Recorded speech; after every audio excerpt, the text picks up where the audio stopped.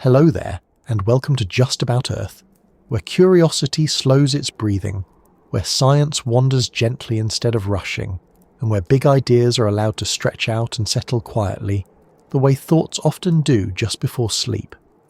This is a place for wondering without urgency, for asking questions that don't demand quick answers, and for letting the mind drift through deep time at a comfortable pace. Tonight, we're going to explore a thought that is both ancient and strangely intimate, a question rooted not only in geology and history, but in imagination itself.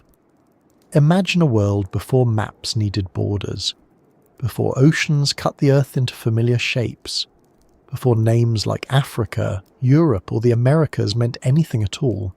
Imagine standing on land that does not end in a coastline after a few days of walking, but continues, quietly and patiently, in every direction. One vast surface, stitched together by stone instead of water. A world that existed long before human memory, yet still lives beneath our feet in fragments. What if the first civilization lived on Pangea, not as a metaphor, not as a myth, at least not yet, but as a genuine possibility to consider, gently and carefully without rushing toward conclusions?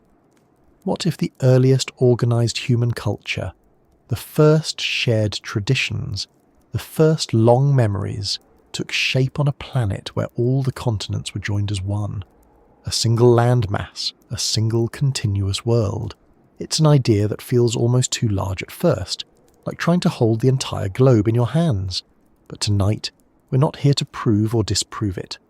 We're here to explore what it would mean, how such a world might shape people, movement, stories, survival, and the quiet habits of daily life. We're here to let the question unfold slowly, layer by layer, the way the Earth itself once did. Before we go any further, take a moment to notice where you are right now. Where are you listening from tonight? Is it late evening or very early morning? Is the world outside your window still or moving?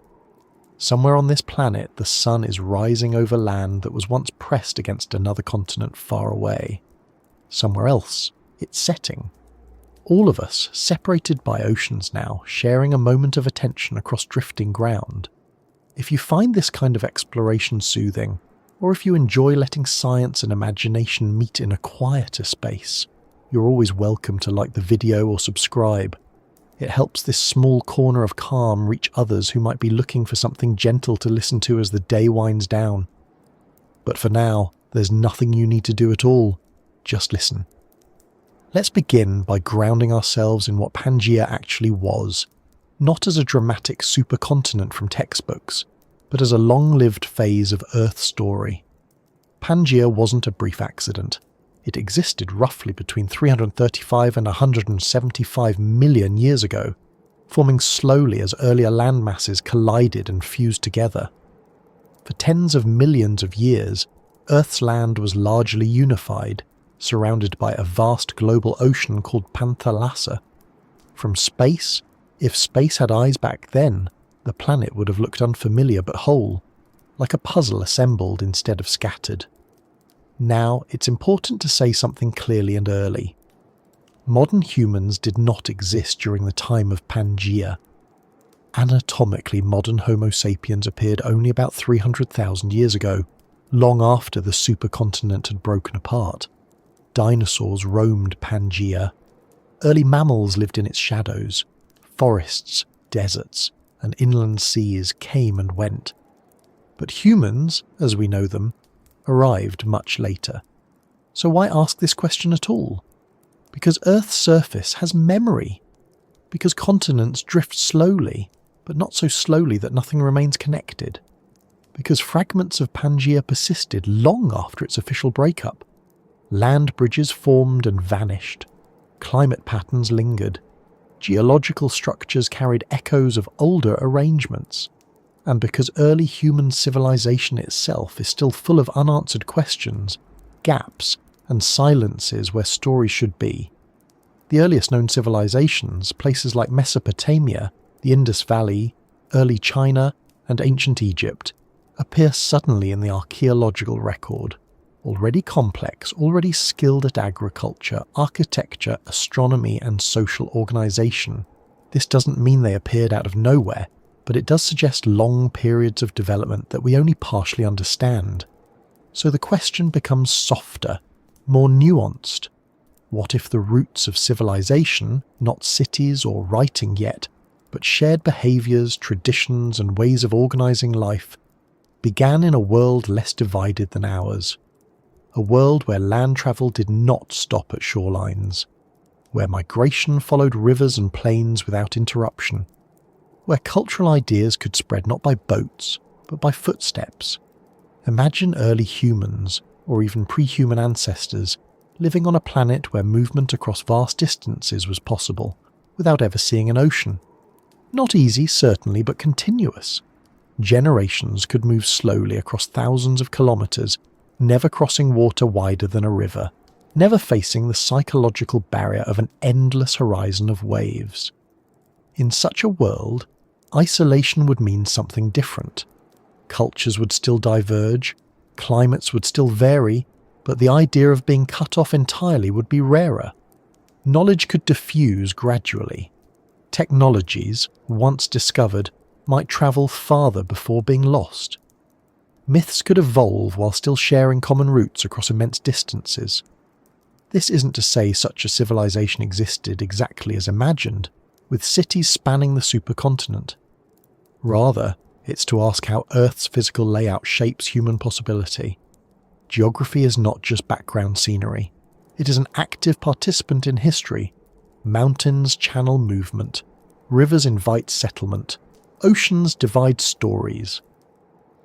On Pangea, the rules would have been different. The interior of the supercontinent was likely dry and extreme. Far from the moderating influence of oceans, large regions experienced intense heat, cold, and aridity. Life clustered around coastlines, rivers, and inland seas. If early intelligent beings lived there, they would have learned quickly that movement mattered. That survival depended on knowing when to leave, where to go, and how to read subtle environmental signals. Seasonal migration may have been a way of life long before agriculture. Groups could follow climate bands, animals, and vegetation across enormous stretches of land. Over generations, these routes could become traditions, stories tied not to a single place, but to journeys themselves. Knowledge passed along paths rather than anchored to cities. This way of living leaves a light archaeological footprint. Nomadic cultures, especially ancient ones, rarely leave behind stone monuments or durable cities. Their knowledge lives in tools, oral traditions, and patterns of movement.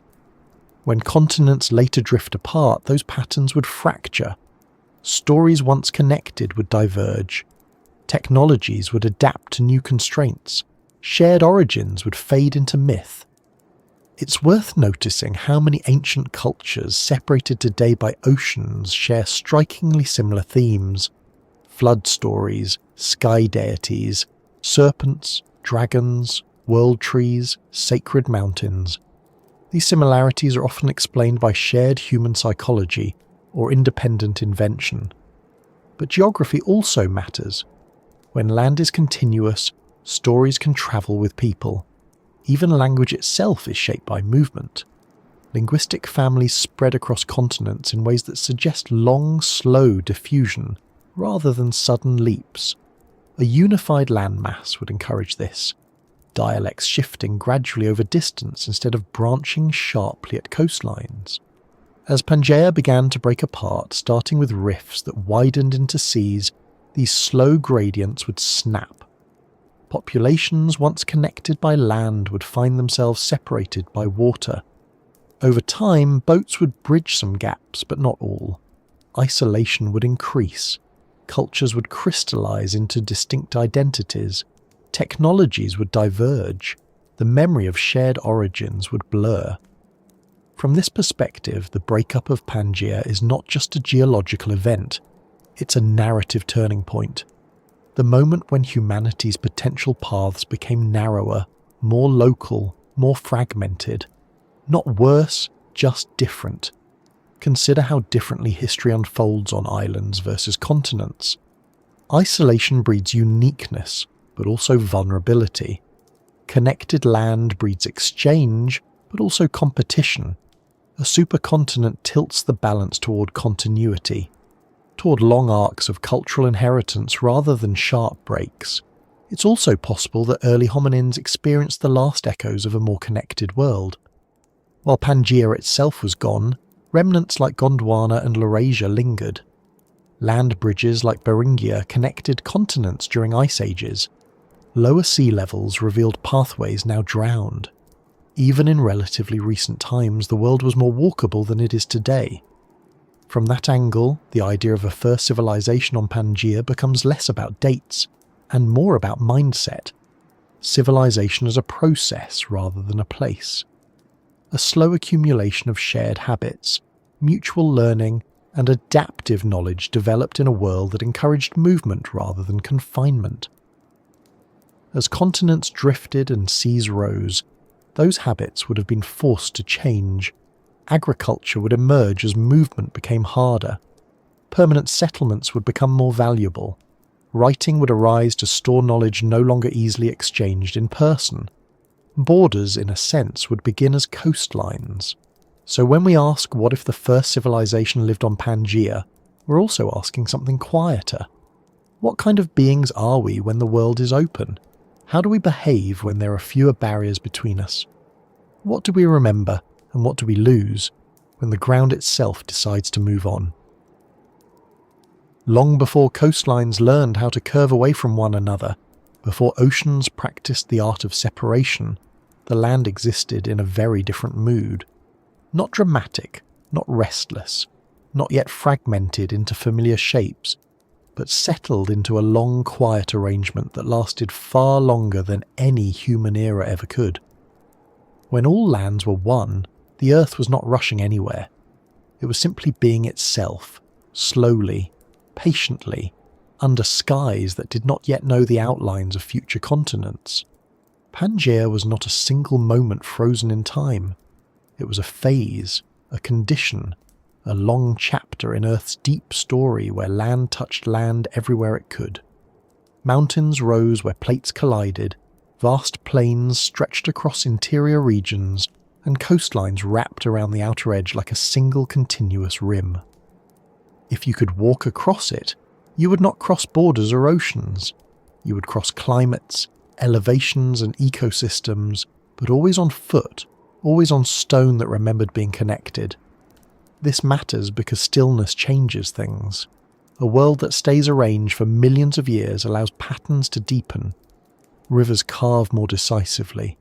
Winds settle into reliable habits. Life adapts not to constant rearrangement, but to consistency. When land does not drift apart quickly, relationships between place and organism become intimate, almost conversational. The Earth and its living layers learn each other slowly. The interior of Pangea was vast, larger than anything we experience today. Far from the moderating presence of ocean water, the climate there was extreme in a way that feels unfamiliar now. Summers could be punishingly hot, winters bitterly cold. Rainfall was scarce in many regions, creating enormous deserts that stretched for thousands of kilometers. These were not empty places, but they demanded respect. Life that survived there had to be resilient, patient, and deeply attuned to subtle changes. Closer to the edges of the supercontinent, conditions softened. Coastal regions experienced more regular rainfall. Forests grew thick in some zones. Inland seas and river systems formed lifelines, threading through the land like quiet veins. These areas would have been especially attractive to any intelligent beings capable of planning, remembering, and passing knowledge along. Not because they were easy, but because they were dependable. A quiet place does not mean an empty one. It means fewer sudden disruptions, no rapid continental collisions, no sudden island formations isolating populations overnight. Change still happened. but it happened slowly enough for life to adapt in place rather than flee. Extinctions occurred, of course, but so did long periods of stability where ecosystems matured rather than reset.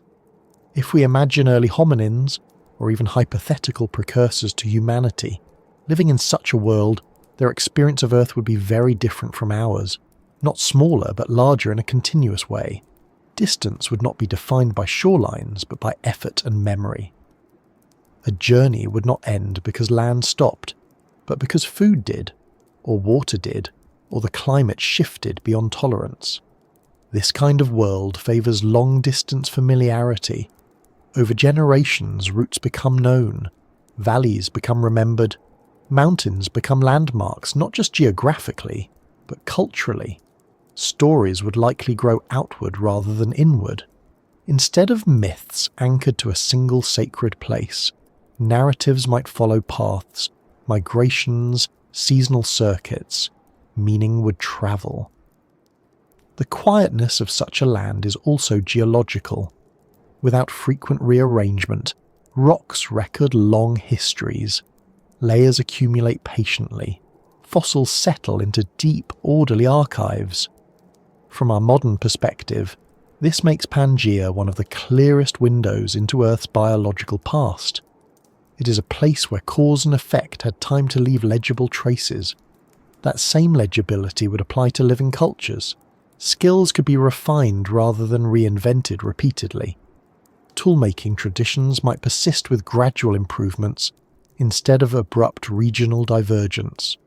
Knowledge of plants, animals, weather patterns, and terrain could accumulate across enormous distances, spreading not through conquest or trade networks, but through quiet movement and shared ancestry. Silence, in this context, is not the absence of sound. It is the absence of interruption. In our world today, oceans interrupt movement. They create psychological edges as much as physical ones. To cross them requires intention, technology, and risk. On Pangea, those interruptions were fewer. Not absent, but fewer. Rivers are barriers, yes, but also invitations. Mountains block, but also guide. Deserts discourage, but do not forbid. The land speaks in gradients rather than walls. This would shape how beings understand space. Instead of thinking in terms of here and there divided by water, they might think in terms of near, far, higher, drier, colder. Navigation would be environmental rather than cartographic. Memory would replace maps. Storytelling would replace signage. A quiet world also changes the tempo of cultural change. When groups remain connected, innovations spread more evenly. There is less pressure to differentiate for survival. Cultural drift still occurs, but slowly, like accents changing over distance rather than languages snapping into incomprehensibility. Over thousands of years, this could produce a surprisingly cohesive behavioural landscape, not uniform but intelligible across distances. A traveller arriving from far away might not recognise every custom, but would recognise the logic behind them. The rhythm of daily life would feel familiar even when the details differed. It's important to remember that quiet does not mean peaceful. Predators existed, competition existed, scarcity existed, but conflict would play out within a shared ecological framework rather than across isolated worlds. Migration could relieve pressure. Movement could be a solution rather than a threat. The night sky over Pangea would look much the same as it does now, but its meaning might differ. Without oceans dividing observers, star patterns could anchor shared calendars across enormous regions.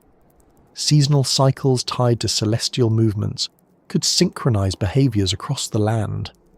The same sky, rising and setting over a continuous world, encourages shared timekeeping. This is one of the subtler effects of a unified landmass. Time itself becomes more communal. When sunrise, seasons, and climate transitions occur gradually across connected space, coordination becomes easier. Agriculture, if it emerges, spreads along environmental lines rather than jumping barriers. Herding routes align, ceremonies synchronize. Even before agriculture, hunter-gatherer societies rely on timing. Migration of animals, flowering of plants, changes in water availability. In a unified world, these signals ripple across space in predictable ways. Knowledge of them becomes transferable. A lesson learned in one region applies with adjustments to another. The quietness of Pangea also lies in its slowness to surprise. Earthquakes happened, volcanoes erupted, but tectonic drama was muted compared to periods of rapid continental collision or breakup. This creates a sense of reliability at the planetary scale, a background assumption that the ground beneath you tomorrow will resemble the ground beneath you today. Psychologically, that matters. Stability encourages investment, not just physical, but cognitive. Why build deep traditions if the land is about to vanish or flood? Why memorize routes if coastlines redraw themselves quickly? On Pangea, memory paid dividends. As millions of years passed, life evolved in dialogue with this stability. Large animals roamed wide territories. Plant species adapted to long-distance dispersal. Ecosystems stretched and blended rather than isolating sharply. The biosphere itself became a network rather than an archipelago. When we imagine the first civilization in this context, it becomes less about cities and more about continuity. Civilization as a shared way of understanding the world, transmitted through movement and memory. Not carved in stone yet, but carried in habits, in expectations, in the quiet assumption that the land goes on. Eventually, though, the quiet began to fray. Deep beneath the surface, heat built up. Mantle currents shifted. The supercontinent, heavy and insulated, trapped warmth. Stress accumulated along invisible seams. Cracks formed, not suddenly, but persistently. Rifts opened. Valleys sank. Water crept in. At first, these changes would be subtle. A widening river here, a saltier inland sea there. Generations might pass before anyone noticed that routes were becoming longer, that familiar paths now ended in marsh or water. This is how great changes often begin, not with catastrophe, but with inconvenience. As Pangea slowly began to loosen its grip on itself, the quiet world started to introduce pauses. Detours, decisions. Do you turn back, or do you adapt? Do you cross, or do you settle? Over time, these choices would compound. Paths once taken for granted would require new tools, new skills, new stories. The land was still one, but it was learning how not to be. And in that gradual shift, the seeds of later civilizations, as we recognize them, may have been planted. When movement becomes harder, memory becomes more precious. When routes close, places gain importance. When separation begins, identity sharpens. But at this moment, when all lands were one quiet place, the world had not yet asked those questions. It offered openness instead, continuity, a patient surface on which life could experiment with connection before learning the meaning of distance. To imagine humanity before the continents drifted apart, it helps to let go of the mental map we're used to carrying. The one with blue oceans separating everything, the one that makes distance feel final and borders feel natural. Instead, picture a surface that keeps going, where walking is limited not by water but by time, weather, and the strength of your legs. This isn't about placing modern humans in the wrong era. It's about exploring how intelligence, cooperation, and shared behaviour might unfold on a planet that hasn't yet learned how to divide itself. At its core, humanity is not defined by buildings or writing, but by patterns. Patterns of movement, patterns of cooperation, patterns of remembering and teaching. Those patterns emerge long before cities do. They emerge wherever beings rely on each other, plan beyond the moment, and carry knowledge forward rather than letting each generation start from nothing. A connected world changes how those patterns form. In a land without oceans breaking it into separate theatres of history, early human ancestors would not experience the world as a collection of isolated regions. Instead, they would experience it as gradients. The ground might rise slowly, the air might grow drier, animals might change shape and behaviour over distance, but there would be no sudden moment where land simply ends and something fundamentally different begins. That alone reshapes how identity develops. Identity in such a world would be less about place and more about practice. What you know how to do, how you hunt, how you gather, how you move with the seasons, who you cooperate with. In a connected landmass, groups don't need to define themselves as sharply against others because contact remains possible. Even when groups diverge, the divergence is slow, layered, and often reversible. This suggests a humanity that is more fluid in its early stages, less rigidly territorial, more accustomed to encounter. Meeting unfamiliar people would not be rare or alarming. It would be expected, a consequence of movement. Over time, this expectation could shape social instincts, encouraging communication, adaptation, and tolerance for variation rather than fear of it. Language, for example, would evolve differently. In a fragmented world, languages branch and isolate. In a connected one, they slide. Dialects change gradually across distance. Words shift, but meanings overlap. Mutual understanding persists longer. Even when speech differs, gestures, rhythms, and shared activities bridge gaps. This doesn't mean everyone speaks the same way. It means the boundaries between ways of speaking are softer. Someone travelling far from their birthplace might notice accents changing, vocabulary drifting, but still find ways to communicate basic needs, warnings, and cooperation. Over generations, this kind of linguistic continuity creates families of expression that span enormous areas without fully breaking apart. Movement itself would be central to life, not as wandering without purpose, but as deliberate response to the environment. When food shifts, people shift. When climate changes, routes adjust. Knowledge becomes tied to movement. Knowing when to leave is as important as knowing where to go. Children grow up learning not just places but paths. Paths, in this sense, are more than trails. They are memory systems. They encode seasonal timing, water sources, safe crossings, dangerous regions. They carry stories, not as entertainment, but as instruction. A story about a long walk might also be a map, a calendar, and a warning all at once. In a connected world, these paths could stretch for hundreds or thousands of kilometers, passed down not as a single journey, but as a sequence of segments. Each group knows its part well and trusts that others know theirs.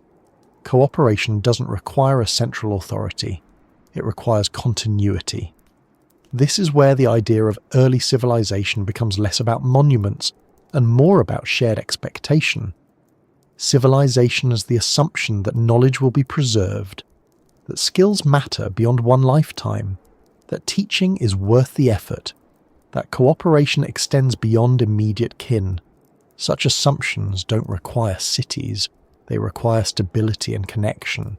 Pangea, with its long-lasting geography, provides both. Consider how toolmaking might develop in this context. A useful innovation, such as a better cutting edge, or a more efficient fire-starting method, doesn't remain confined to a small region. It travels with people. Over time, it becomes standard practice across wide areas, modified slightly by local materials but recognizable in form and function. This kind of diffusion reduces redundancy. Groups don't need to reinvent tools repeatedly. Instead, they refine them. Incremental improvement replaces repeated rediscovery. Over long periods, this leads to surprisingly sophisticated outcomes, even without centralized planning. The same applies to social practices, child-rearing methods, conflict resolution, resource sharing. These behaviors evolve through trial and error. In a connected world, successful practices spread, less effective ones fade. Over time, this can produce a loose but widespread cultural coherence. It's also worth considering how early humans would perceive scale. In a fragmented world, scale feels constrained.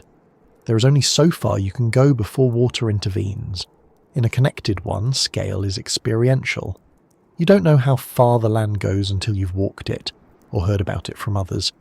This creates a sense of openness that's hard to replicate today.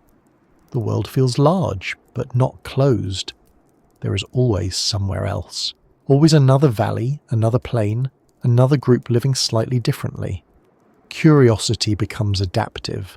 Fear of the unknown becomes less useful. That doesn't mean danger disappears, it means danger is contextual rather than absolute. A new region might be risky, but it's still land, still familiar in structure, still governed by gravity, weather, and biology. Oceans, by contrast, introduce a fundamentally different environment that requires a conceptual leap. Pangea delays that leap. Delayed oceanic separation also delays certain technological pressures. Boat building, navigation, and long-distance maritime trade arise because water creates gaps that demand solutions. On a unified landmass, those pressures are weaker. Energy is invested elsewhere. Overland transport improves. Load-carrying techniques evolve. Animal domestication may take different forms. This shifts the timeline of innovation, but not necessarily its sophistication. Human creativity doesn't vanish without boats. It simply flows into other channels.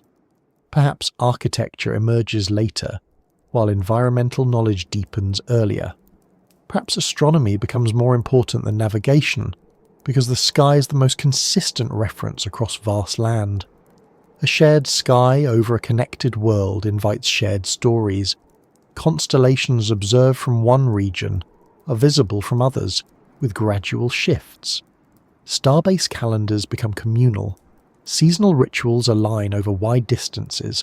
Time itself becomes something collectively observed rather than locally defined. This could create a sense of belonging that extends beyond immediate surroundings. Not nationalism, but planetary familiarity. The idea that the world is large but intelligible, that others exist elsewhere, living parallel lives under the same stars. As continents begin to drift apart, this mindset would be challenged.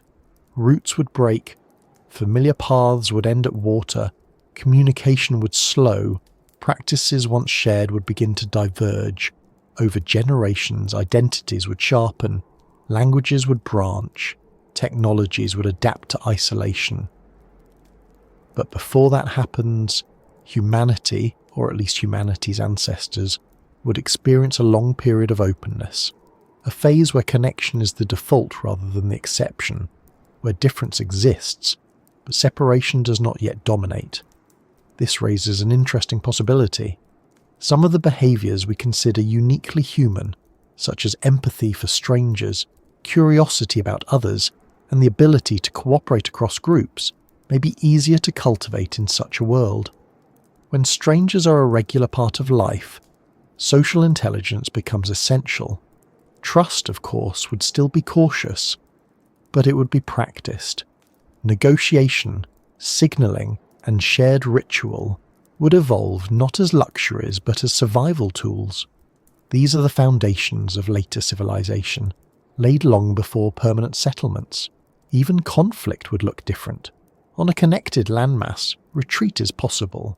Avoidance is an option. Groups can move rather than fight. This doesn't eliminate violence, but it changes its role. Conflict becomes episodic rather than defining. Alliances matter more than fortifications. The physical human body might also adapt subtly to such conditions. Endurance becomes valuable. Walking long distances shapes physiology. Efficient thermoregulation matters across varied climates. Flexibility in diet becomes advantageous. These traits align closely with what we already know about early human evolution, suggesting that a connected world supports the kind of adaptability humans display. Memory, too, would be trained differently. When survival depends on remembering routes, seasons, and social relationships across distance, memory becomes spatial and narrative. Stories aren't just entertainment, they are storage systems. A well-told story preserves knowledge more reliably than any early artifact. Over time, this could lead to complex oral traditions with remarkable accuracy. We already see hints of this in indigenous cultures, whose oral histories preserve environmental events thousands of years old. A connected world would amplify this effect. When writing eventually emerges, it may do so not as a sudden leap, but as a response to loss.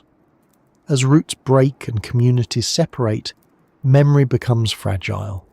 Writing becomes a tool to preserve what movement no longer can. In this way, fragmentation drives formalization. So imagining humanity before the continents drifted apart is not about imagining an advanced lost civilization hidden in deep time. It's about imagining a long, slow prelude. A humanity learning how to be human in a world that allows connection to stretch rather than snap. This perspective doesn't contradict what we know from archaeology. It complements it. It fills in the emotional and social landscape that artifacts alone cannot capture. Stone tools tell us what people made. A connected world helps us imagine how they thought. As the land slowly begins to pull itself apart, this early humanity doesn't disappear. It adapts. Some groups become isolated. Others innovate. Some memories are preserved. Others are reshaped into myth. The quiet continuity of the unified world fades, replaced by sharper edges and new challenges. But the habits formed during that earlier openness don't vanish entirely. They echo in shared symbols, in parallel myths, in the human tendency to recognize ourselves in others, even across vast distances. The continents drift, but humanity carries forward something learned when the land was still one, a sense, perhaps faint but persistent, that separation is not the natural state of things. That connection came first, and that even now across oceans, the ground beneath us remembers a time when distance was measured only by how far you were willing to walk. To understand what Pangea looked like beneath ancient skies, it helps to strip away the familiar colours and borders that modern maps have taught us to expect. No neat blues outlining continents, no recognisable silhouettes. Instead, imagine a single, immense expanse of land occupying much of the planet's surface, wrapped almost entirely by one global ocean. The sky above it would feel vast in a different way, not because the land was small, but because it went on and on, uninterrupted, meeting the horizon in every direction with no promise of water to stop it. Pangea was not uniform, and it was not gentle everywhere. It was a land of strong contrast shaped by forces that had been pressing, colliding, and settling for millions of years. At its heart lay enormous interior regions far removed from any coastline. These inland areas experienced extremes that would feel harsh by modern standards. Without nearby oceans to regulate temperature, summers could become intensely hot, baking the ground under a relentless sun. Winters, on the other hand, could plunge into severe cold, with dry air stripping warmth away quickly once daylight faded. Under those skies, clouds behaved differently. Moisture was scarce in many regions, so rainfall was uneven and often seasonal. Long dry periods could stretch on, punctuated by sudden storms that reshaped the land in brief dramatic moments. Rivers did not flow gently year-round in many places. They surged when rain came and retreated when it did not, carving wide channels and leaving behind floodplains that briefly bloomed with life before drying again. Closer to the edges of the supercontinent, conditions softened. Coastal regions benefited from the moderating influence of the surrounding ocean. Temperatures fluctuated less dramatically. Rainfall was more reliable. These areas supported dense vegetation, wetlands, and thriving ecosystems. Forests spread where soil and moisture allowed, while mangrove-like environments formed along shallow coastal shelves. Above all of this, the sky itself followed rhythms that were both familiar and subtly different. The sun rose and set much as it does now, tracing arcs that shifted with the seasons. The moon still governed tides, though its influence reached far inland through atmospheric effects rather than coastal waves. Stars wheeled overhead in patterns recognizable to modern eyes, yet seen from latitudes and arrangements that no longer exist. Without modern light pollution, the night sky over Pangea would have been overwhelming in its clarity. The Milky Way would stretch brightly across the darkness, casting a faint glow on open plains. Constellations would feel close, almost tactile, their movements marking time with dependable precision. For any intelligent beings beneath that sky, celestial observation would not be a specialized activity. It would be unavoidable. The land itself bore the marks of long compression. Where continental plates had collided to form Pangea, massive mountain ranges rose. Some of these were ancestors to mountains we know today, now eroded into rolling hills or split apart by oceans. Others have vanished almost entirely, worn down by time. These ranges influenced wind patterns, rainfall distribution, and migration routes. They created rain shadows that deepened deserts on one side while feeding forests on the other. Between mountains stretched vast plains. These were not uniform grasslands, but mosaics of ecosystems responding to subtle changes in elevation, soil composition, and climate. Some supported hardy shrubs and drought-tolerant plants. Others hosted seasonal grasslands that followed the pulse of rain. Life adapted not to stability, but to predictability. Even harsh environments became livable if their patterns could be learned. Volcanic activity dotted parts of the landscape, particularly along rift zones where the supercontinent was beginning, slowly and almost imperceptibly, to pull apart. Lava flows created new land, ash-enriched soils. These areas could be dangerous, but they were also fertile, attracting life once the ground cooled. Over generations, volcanic regions might become hubs of biodiversity, their risks balanced by their rewards. Pangea's skies also carried a different atmosphere in subtle ways. Oxygen levels fluctuated across geological time, sometimes higher, sometimes lower than today. Carbon dioxide concentrations were often elevated, contributing to warmer global temperatures during certain periods. This greenhouse effect shaped weather patterns, extended growing seasons in some regions, and intensified heat in others. Storm systems moved across the land without interruption by oceans. Winds could travel vast distances, gathering strength over open terrain. Dust storms were likely common in arid interiors, lifting fine particles high into the atmosphere and carrying them across regions. These dust clouds influenced climate, reflecting sunlight, seeding distant soils, and occasionally dimming the sky for days at a time. For life beneath these skies, adaptability was everything. Plants developed strategies to survive long droughts or sudden floods. Animals evolved behaviors suited to migration, endurance, and opportunistic feeding. Large herbivores could roam widely, following vegetation cycles across enormous territories. Predators followed them, shaping ecosystems through pressure and balance. If we imagine early human ancestors living in this world, their perception of place would be inseparable from the sky above it. With few permanent landmarks across open plains, the sun, moon, and stars would serve as guides. Direction, time, and season would be read from the heavens as much as from the ground. Knowledge of the sky would be practical, not abstract. Daytime under Pangea's skies could be intense. With fewer forests in interior regions, shade would be scarce. The sun's heat would dictate activity patterns. Early beings might travel at dawn and dusk, resting during the harshest midday hours. This rhythm, still present in many hot regions today, would be essential for survival. Night, by contrast, would bring relief and danger in equal measure. Temperatures could drop sharply. Sounds would carry far across open land. The stars would provide orientation, but darkness would also conceal threats. Fire, once mastered, would become central not just for warmth and cooking, but for safety and social gathering. Beneath ancient skies, firelight would mark human presence like small moving constellations on the ground. Seasonal changes would be pronounced in many parts of Pangea. Without oceans to buffer transitions, shifts from wet to dry or warm to cold could be abrupt.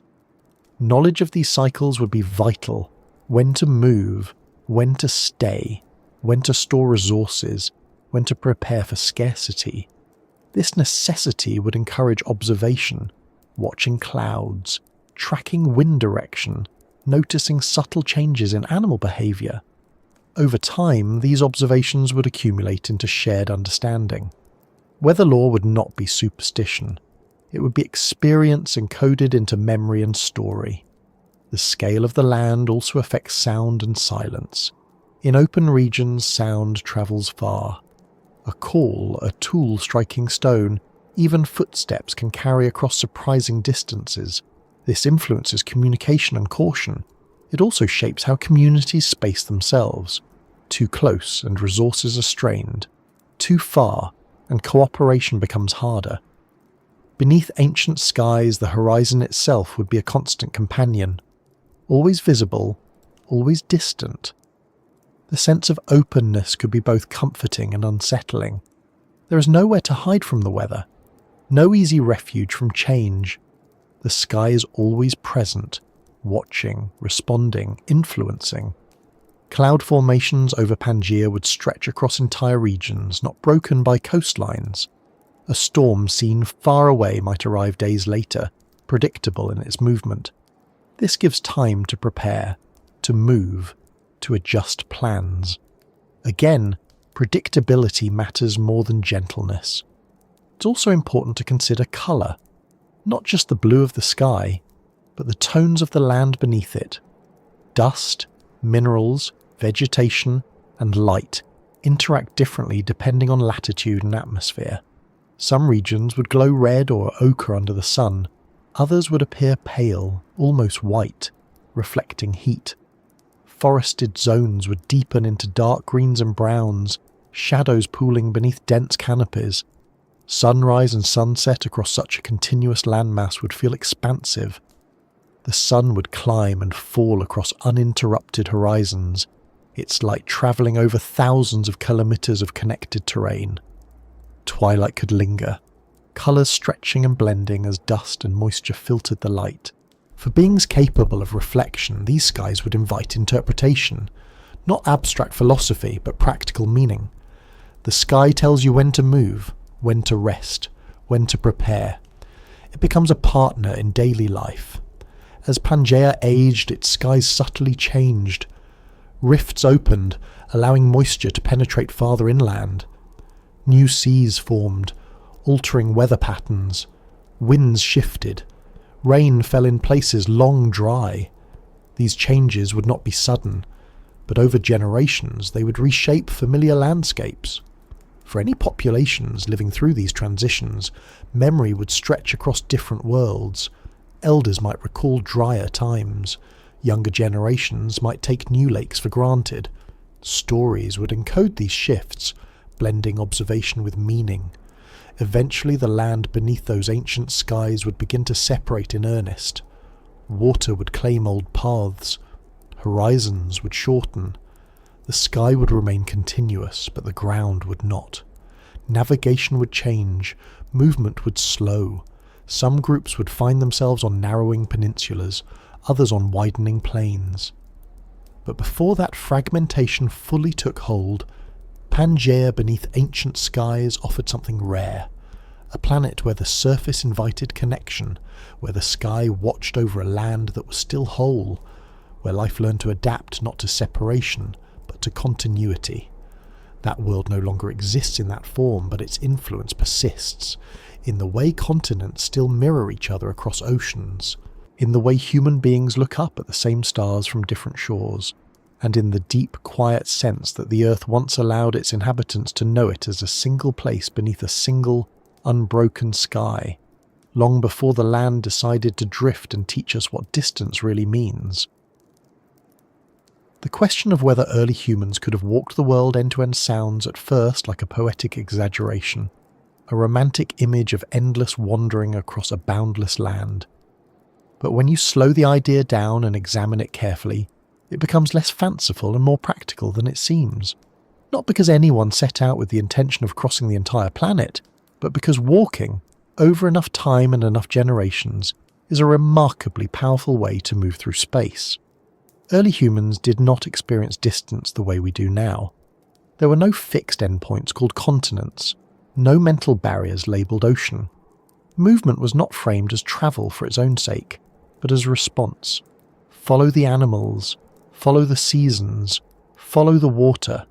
Each decision might cover only a few kilometres, each lifetime perhaps a few hundred. But generations overlap and paths accumulate. In a connected landmass, there is no single moment when someone decides to walk far. There is only the next place that makes sense, the next valley with better shelter, the next plain where herds gather, the next river that still flows when others dry up. Over centuries, these small decisions add up to astonishing reach. We already know that humans are capable of this kind of expansion. Even in a fragmented world, Homo sapiens spread from Africa to every inhabited continent in a relatively short span of evolutionary time. They crossed deserts, mountains, and eventually oceans, often with limited technology. This wasn't driven by conquest or curiosity alone. It was driven by adaptability and persistence. On a unified landmass, that expansion becomes smoother. Not faster necessarily, but less constrained. No coastlines force a halt. No sudden need for boats interrupts movement. Migration becomes continuous rather than punctuated. Routes can bend, curve, and loop without stopping altogether. It's also important to recognise that early humans were not isolated individuals wandering aimlessly.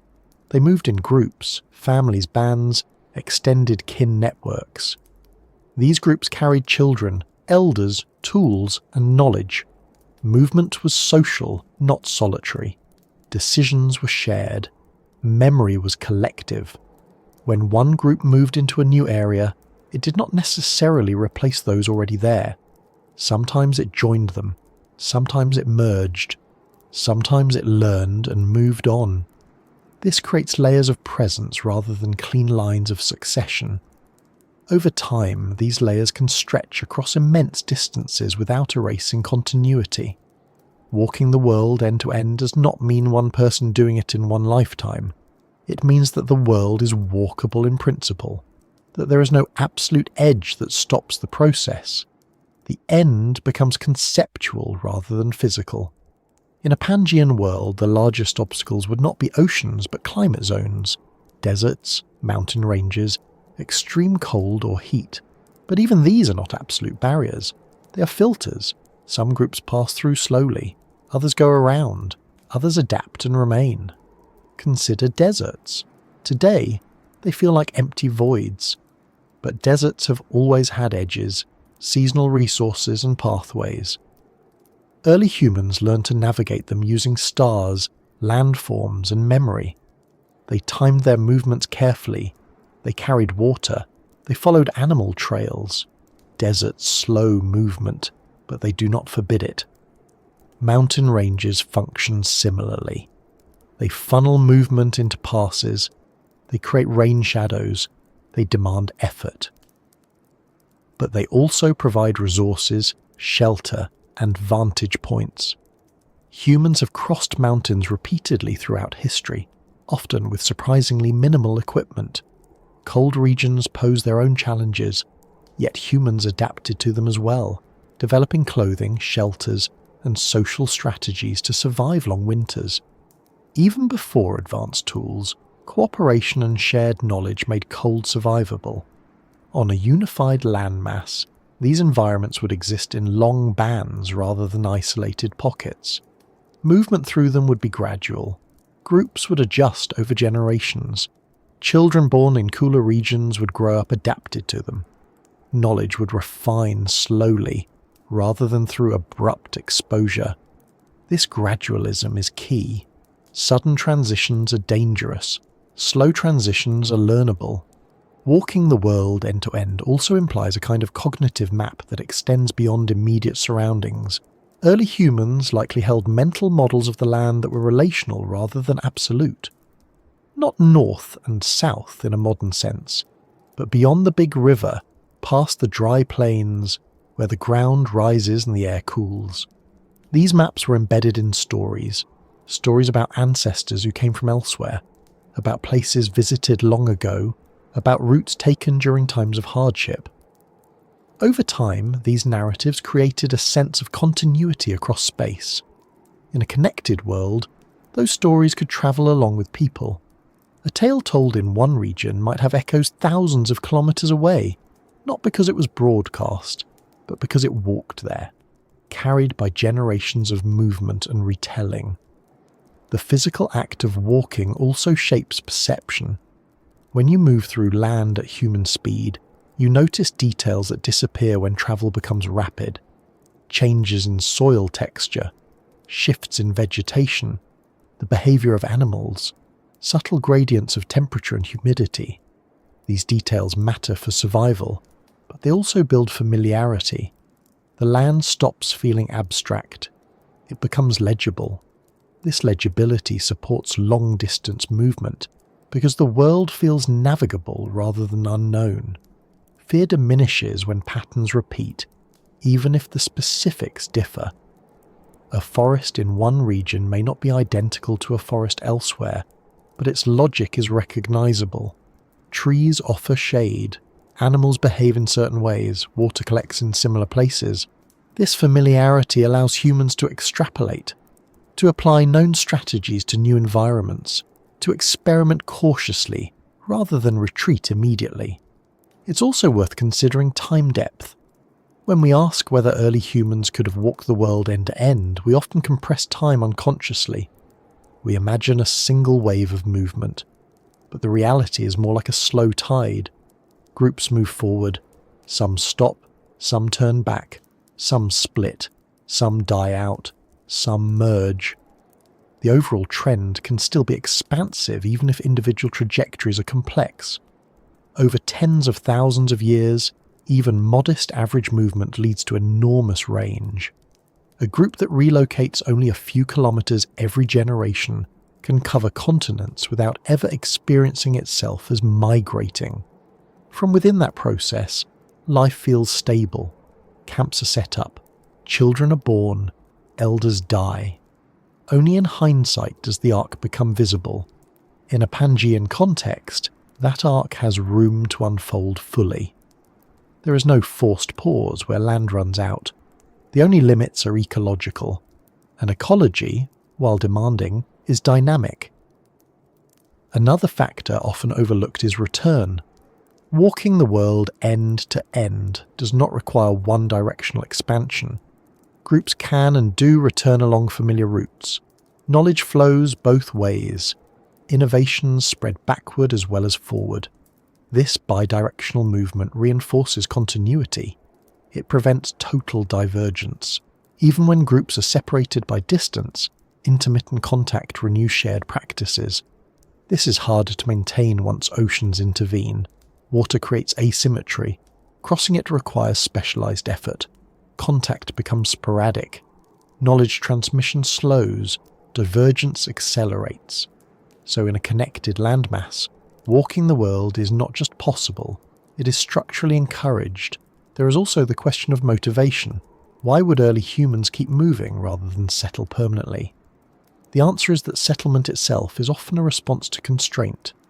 When resources are abundant and accessible, movement remains a viable strategy.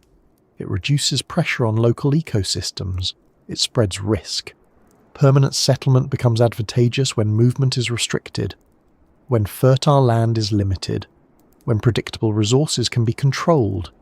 These conditions arise more readily in fragmented landscapes. In a unified world, especially one with vast interiors, mobility remains useful for much longer. This delays certain social pressures that lead to hierarchy, territorial defence, and intensive agriculture. Instead, social complexity may develop through networks rather than nodes, through shared routes rather than fixed centres. Authority might be situational rather than centralised. Knowledge holders gain respect not because they control land, but because they remember paths. This kind of social organisation leaves little durable trace. It is resilient but light. It adapts rather than accumulates. From an archaeological perspective, it can appear invisible. That invisibility is often mistaken for absence. When we find early human sites scattered across continents, we tend to interpret them as isolated pockets. But in a connected world, they may represent points along a continuum, camps along a route, seasonal stops, meeting places revisited over generations. The gaps between sites may not indicate emptiness, but movement. Walking the world end to end also reframes how we think about boundaries. In a connected landmass, boundaries are ecological rather than political. They shift with climate. They are negotiated rather than enforced. Crossing them requires adaptation, not permission. This flexibility fosters a different relationship with space. Ownership is less rigid. Territory is understood through use rather than control. Land belongs to those who know how to live with it. As Pangea began to fragment, these patterns would come under strain. Routes would end abruptly, familiar paths would flood, movement would require new solutions. Some groups would adapt by developing boats, others would settle, others would turn inward. But before that fragmentation, walking remained a viable answer to most challenges. Scarcity could be met with movement. Conflict could be avoided by distance. Curiosity could be satisfied without crossing an existential boundary. So could early humans have walked the world end to end, not as a single journey, not as an achievement to be recorded, but as a slow, cumulative process woven into daily life. The world was not walked all at once. It was worn in, step by step, story by story, generation by generation. And as the land itself began to pull apart, creating seas where paths once ran, humanity carried with it the memory of a time when movement was continuous, when the horizon always led somewhere reachable, when the idea of an end was not yet part of the map. That memory may linger still, quietly shaping how we think about distance, connection, and the deep human instinct to keep going, even when we don't quite know where the path will lead next. Life on a supercontinent is governed less by comfort and more by pattern. Climate, seasons, and survival become inseparable ideas, woven together by necessity rather than theory. On Pangea, the environment did not merely surround its inhabitants, it instructed them. Every shift in temperature, every change in wind direction, every delay in rain carried information. To live there, especially as an early human or human ancestor, was to become fluent in those signals. The first thing to understand about climate on a supercontinent is scale. When land stretches uninterrupted for thousands of kilometers, weather systems behave differently. Oceans are powerful regulators of climate. They absorb heat, release it slowly, and soften extremes. Pangea, with its immense interior far from any coastline, lacked that moderation across much of its surface. As a result, climate zones were sharper, drier, and more demanding in many regions. The interior of the supercontinent was dominated by aridity. Vast stretches received little rainfall for long periods. This was not a uniform desert, but a patchwork of dry plains, seasonal scrublands, and regions that oscillated between harsh dryness and brief abundance. Rain, when it came, could be intense and short-lived, turning dry channels into rivers almost overnight. Survival depended not on the amount of rain, but on knowing when it would arrive and how long it would last. Seasonality on Pangea was often exaggerated. Without nearby oceans to smooth transitions, shifts between wet and dry seasons, or warm and cold periods could be abrupt. The difference between a survivable landscape and a hostile one might come down to timing measured in weeks rather than months. This made seasonal awareness one of the most critical skills any population could possess. For early humans, seasons were not abstract divisions of a calendar. They were lived experiences that shaped every decision. When to move, when to stay, when to hunt, when to conserve energy, when to expect scarcity. A mistake in timing could be fatal. A correct judgment could sustain an entire group. Unlike modern societies, which can buffer against seasonal change with stored food and built shelter, early humans relied on mobility as their primary adaptation. On a supercontinent, this mobility was both possible and necessary. Climate did not simply change over time, it changed over space. If one region became too dry or too cold, another, reachable by land, might be more forgiving. This spatial response to climate is one of the defining features of survival on Pangea. Instead of enduring worsening conditions in place, groups could shift their position gradually. This required intimate knowledge of climate gradients, not just where resources were, but how they moved through the year. Animals on Pangea followed these gradients. Large herbivores migrated in response to vegetation cycles. Predators followed them. Early humans, as both hunters and opportunistic foragers, would have learned to read these movements. A changing climate was often first noticed through animal behaviour. A herd that failed to arrive, a bird species that lingered longer than usual. These were warnings encoded in motion. Plant life also reflected the climate's rhythm. Certain plants would only fruit after specific rainfall patterns. Others thrived briefly after floods. Knowledge of these cycles was cumulative and local, but in a connected world it could spread. Groups encountering similar environments could share strategies, refining survival techniques over generations. Temperature extremes posed their own challenges.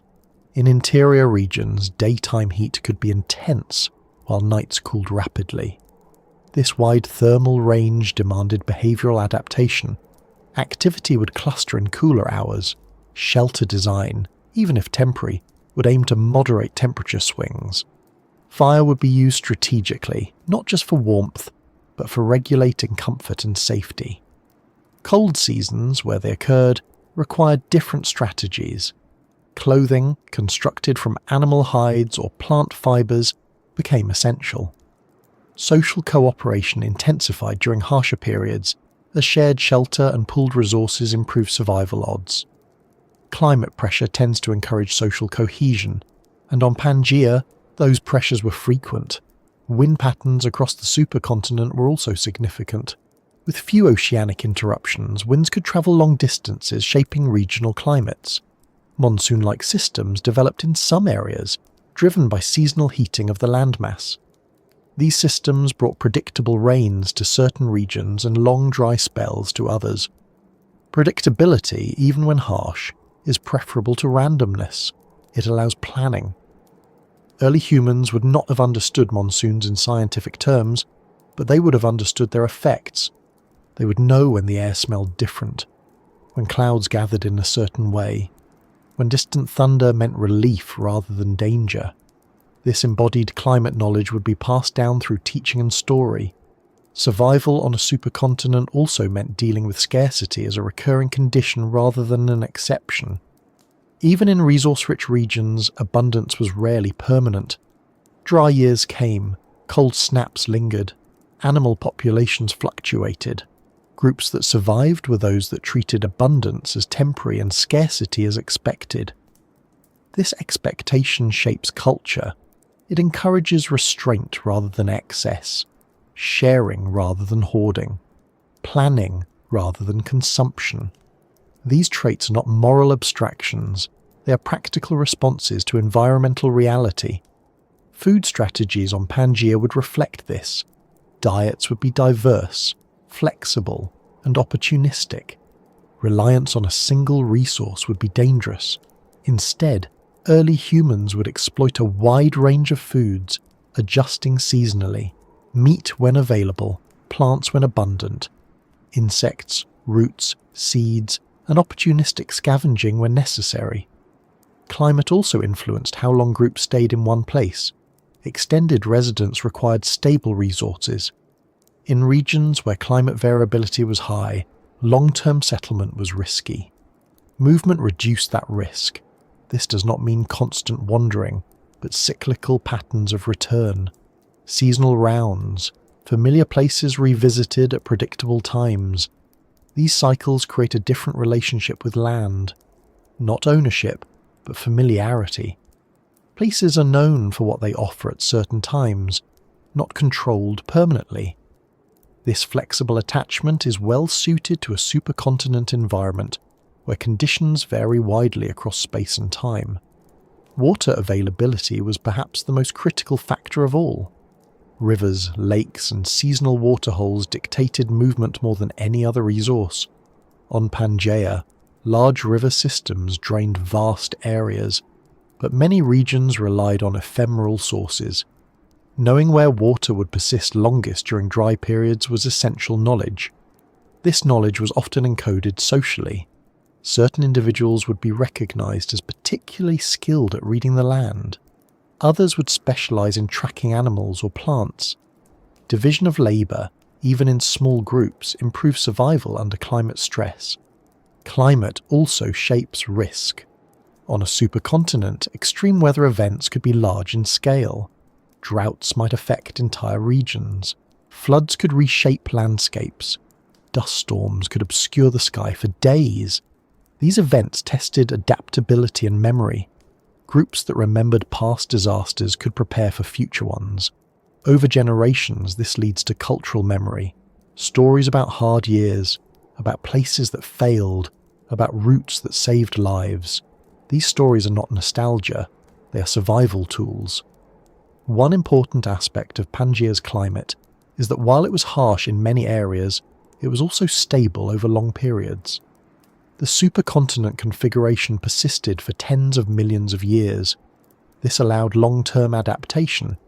Ecosystems evolved in response to consistent patterns rather than constant upheaval. For early humans, this meant that once survival strategies were established, they remained useful for many generations.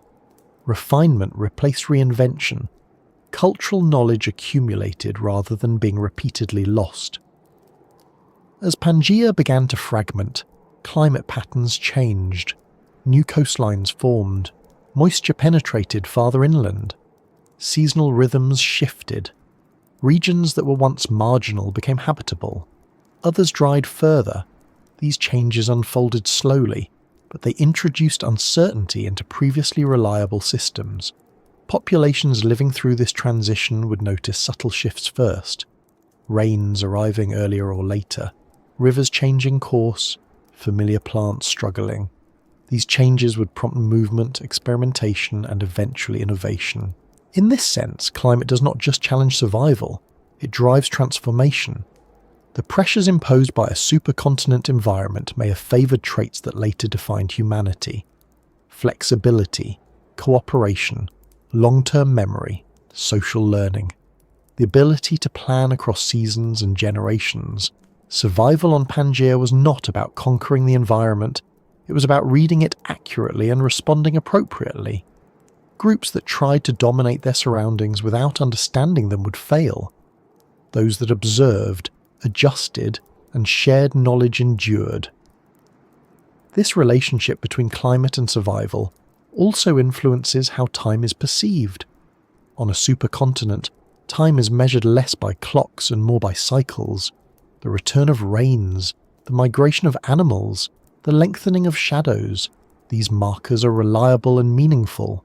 Living in tune with such cycles encourages patience. You cannot rush a season. You cannot force rain. You wait, prepare, and act when conditions align. This rhythm shapes cognition and behaviour in subtle ways, encouraging long-term thinking over immediate gratification. As we move forward in this exploration, the role of climate remains central. When continents begin to separate, climate gradients change.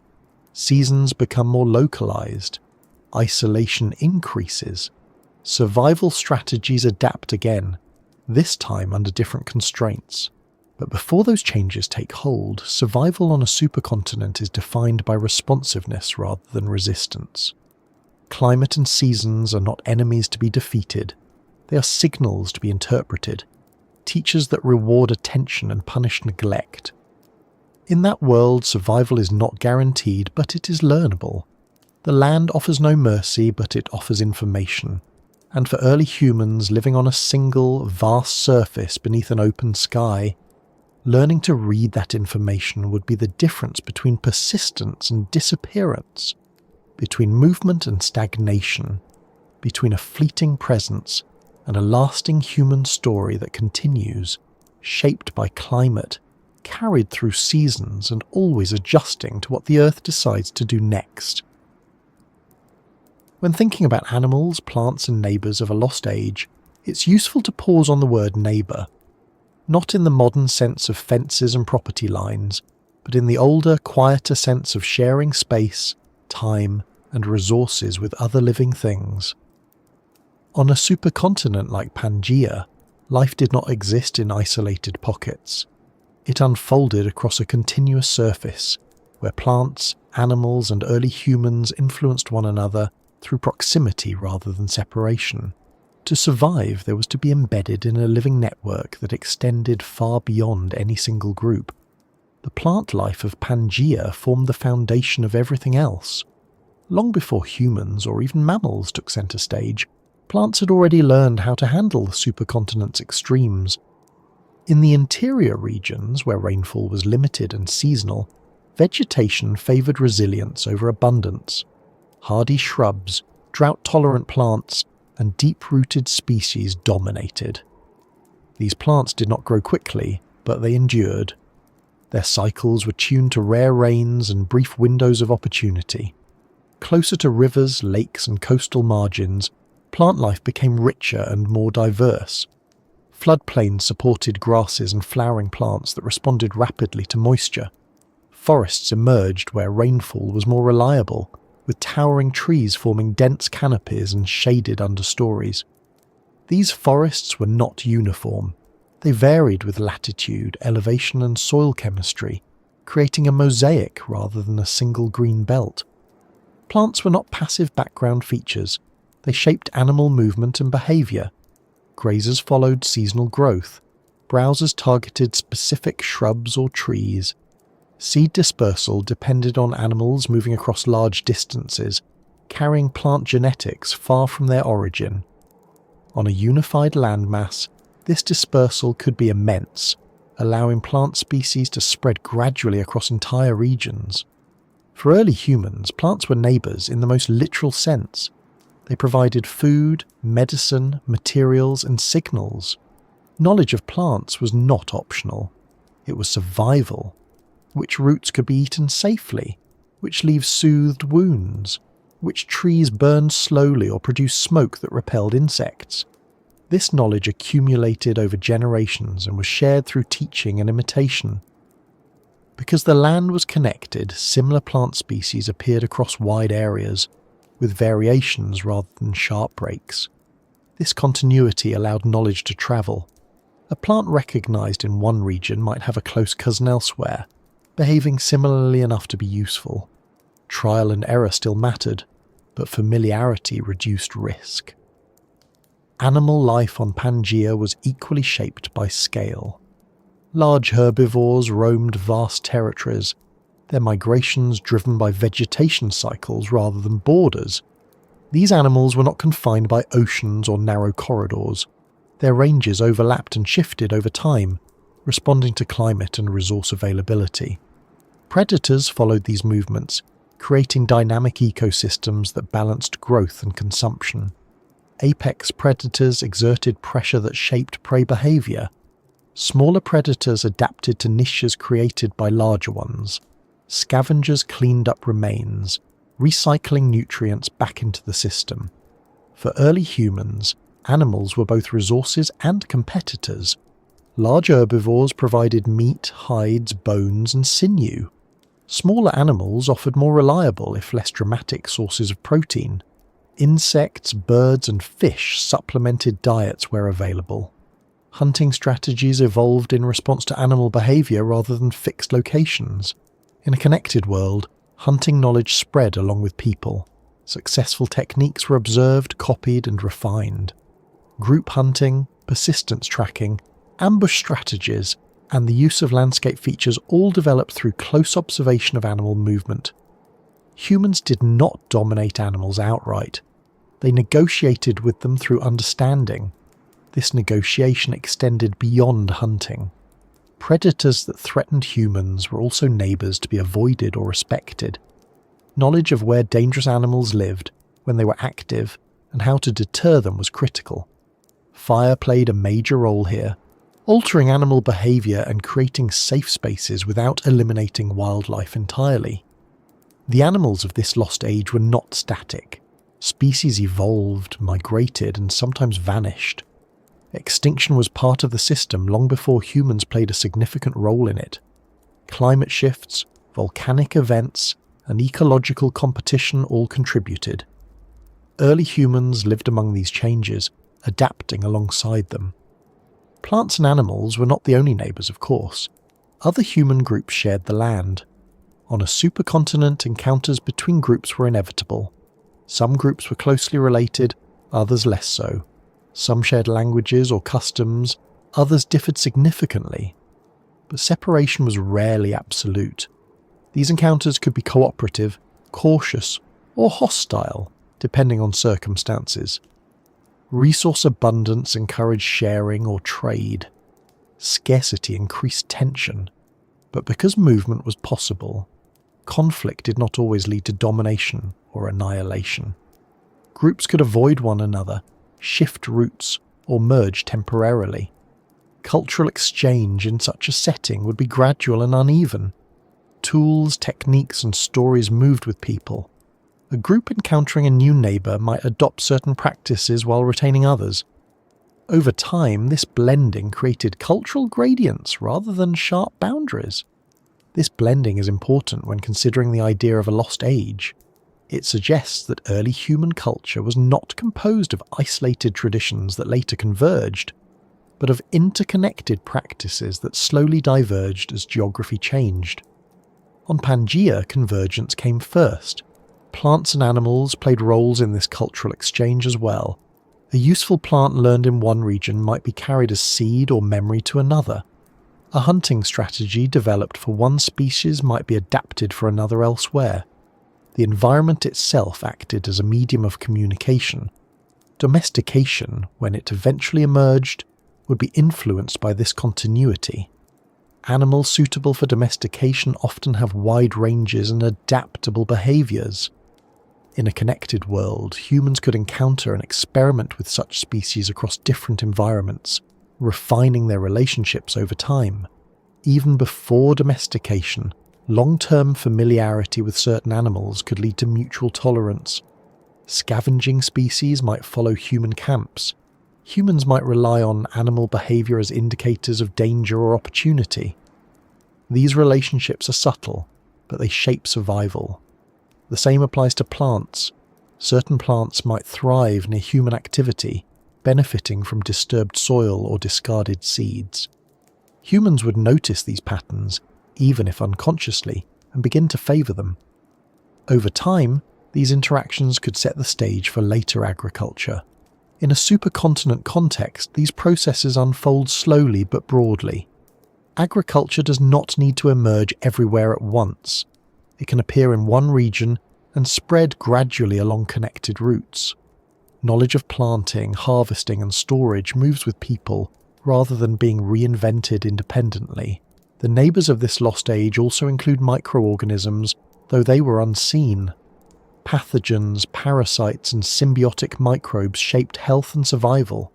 In a connected world, diseases could spread gradually, allowing populations to adapt. Immunity patterns would diffuse along with movement, reducing the likelihood of catastrophic isolation-driven epidemics. This gradual exposure matters. Sudden contact between isolated populations often leads to devastating disease outbreaks. A connected landmass mitigates this by preventing long-term biological isolation. Populations share microbial environments over time, building resilience. Fire, again, plays a role here.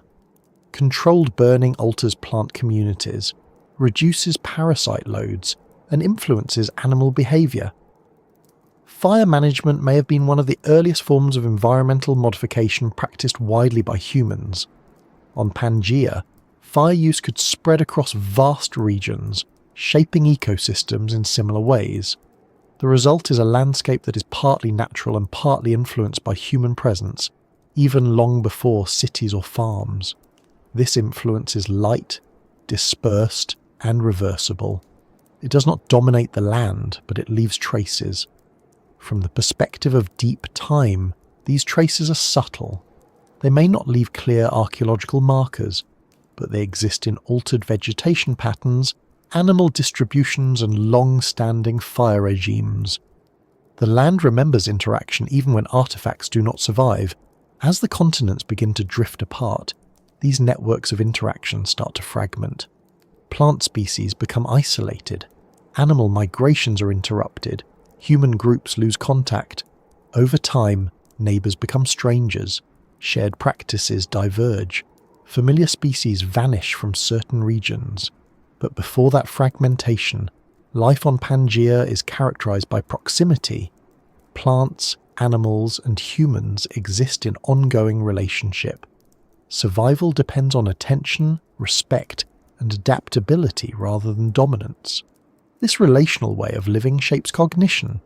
Early humans learned to see themselves as part of a larger system, not in an abstract philosophical sense, but in a practical one. Actions have consequences. Overuse depletes resources. Careless fire spreads uncontrollably. Successful strategies are those that maintain balance over time. Neighbours are not always friendly, but they are known enough to predict, avoid, or cooperate with. This knowledge is shared socially, passed down as instruction and story. In imagining this lost age, it's tempting to romanticize it, to imagine harmony everywhere. That would be inaccurate. Life was hard, mortality was high, mistakes were costly, but it would also be inaccurate to imagine constant struggle without structure. There was order, learned through experience. Animals knew the land, plants responded to cycles, humans observed both and adjusted. This triad formed the core of survival. As we continue forward, the story becomes one of change. As land breaks apart, neighbours are separated. Animals adapt or perish. Plants specialise. Humans innovate under new constraints. The old networks dissolve, replaced by new ones shaped by distance and isolation. Yet echoes of that earlier interconnected world remain, in shared plant lineages, in animal distributions that hint at former continuity, in human cultures that, despite oceans between them, recognise similar patterns of living with the land. Animals, plants, and neighbours of that lost age were not separate chapters of life. They were a single, ongoing conversation carried out across a world that had not yet learned how to divide itself.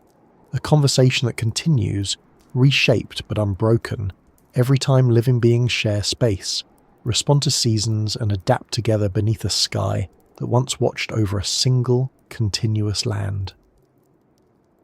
Fire, tools, and the first shared knowledge did not appear as sudden breakthroughs. They emerged slowly, unevenly, shaped by necessity and refined through repetition. On a supercontinent like Pangea, where movement was continuous and contact between groups remained possible over long distances, these developments did not belong to one place or one people. They belonged to processes. Knowledge did not stay still. It travelled, adapted, and accumulated, carried by hands, voices, and memory, rather than by records. Fire was not just a technology, it was a relationship. Long before humans learned how to make it reliably, they learned how to live around it. Natural fires caused by lightning were common in many regions of Pangea, especially in dry interior zones. These fires reshaped landscapes, clearing old growth, encouraging new plants, and altering animal behaviour. Early humans would have observed this long before they controlled it. Burned areas attracted grazing animals. Cooked plants became easier to eat. Predators avoided smouldering ground. Fire changed the rules of the land. At first, fire was something encountered, not created. A lightning strike ignites grassland. A fallen tree burns slowly. An ember survives long enough to be carried. Keeping fire alive may have preceded making fire, protecting it from wind, feeding it carefully, moving camps around it. These acts required attention and cooperation. Fire punished carelessness and rewarded patience. Once fire could be preserved, it became a centre. Not symbolically at first, but practically. It extended daylight. It made nights safer. It softened food. It hardened tools. It allowed humans to inhabit colder regions and survive harsher seasons. Fire expanded the usable world. On a supercontinent, this expansion mattered more than it might in a fragmented landscape. Fire turned marginal environments into livable ones. Cold nights in open plains, damp forest edges, high elevations. Fire did not erase environmental challenges, but it reduced their severity enough to make movement viable. The knowledge surrounding fire was fragile at first. It could be lost.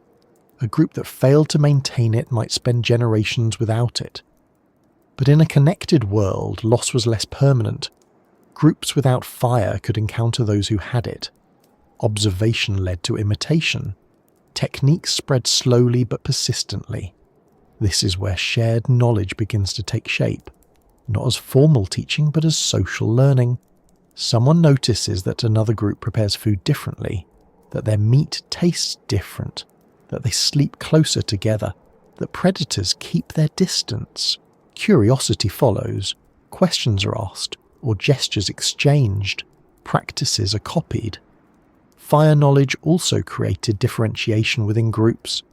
Certain individuals became more skilled at maintaining it. They noticed which materials burned best, how to shelter flames from wind, how to revive embers. These skills conferred status, not through authority, but through usefulness. Survival favoured attentiveness. Tools followed a similar path. Early stone tools were simple by modern standards, but they represented a significant cognitive shift. Selecting a stone, shaping it intentionally, using it for a specific purpose. These actions require foresight. They also require the ability to recognize quality and potential.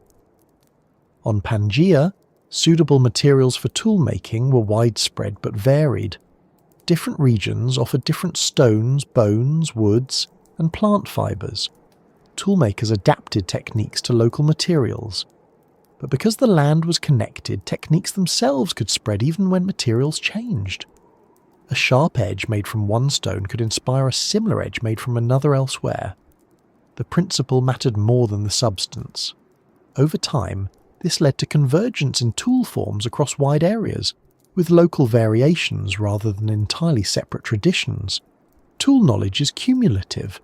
A better grip improves control, a refined edge lasts longer, a shaped handle reduces injury. Each improvement builds on previous ones. In isolation, this process can stall. In connection, it accelerates. Even small insights once shared save others from repeating mistakes.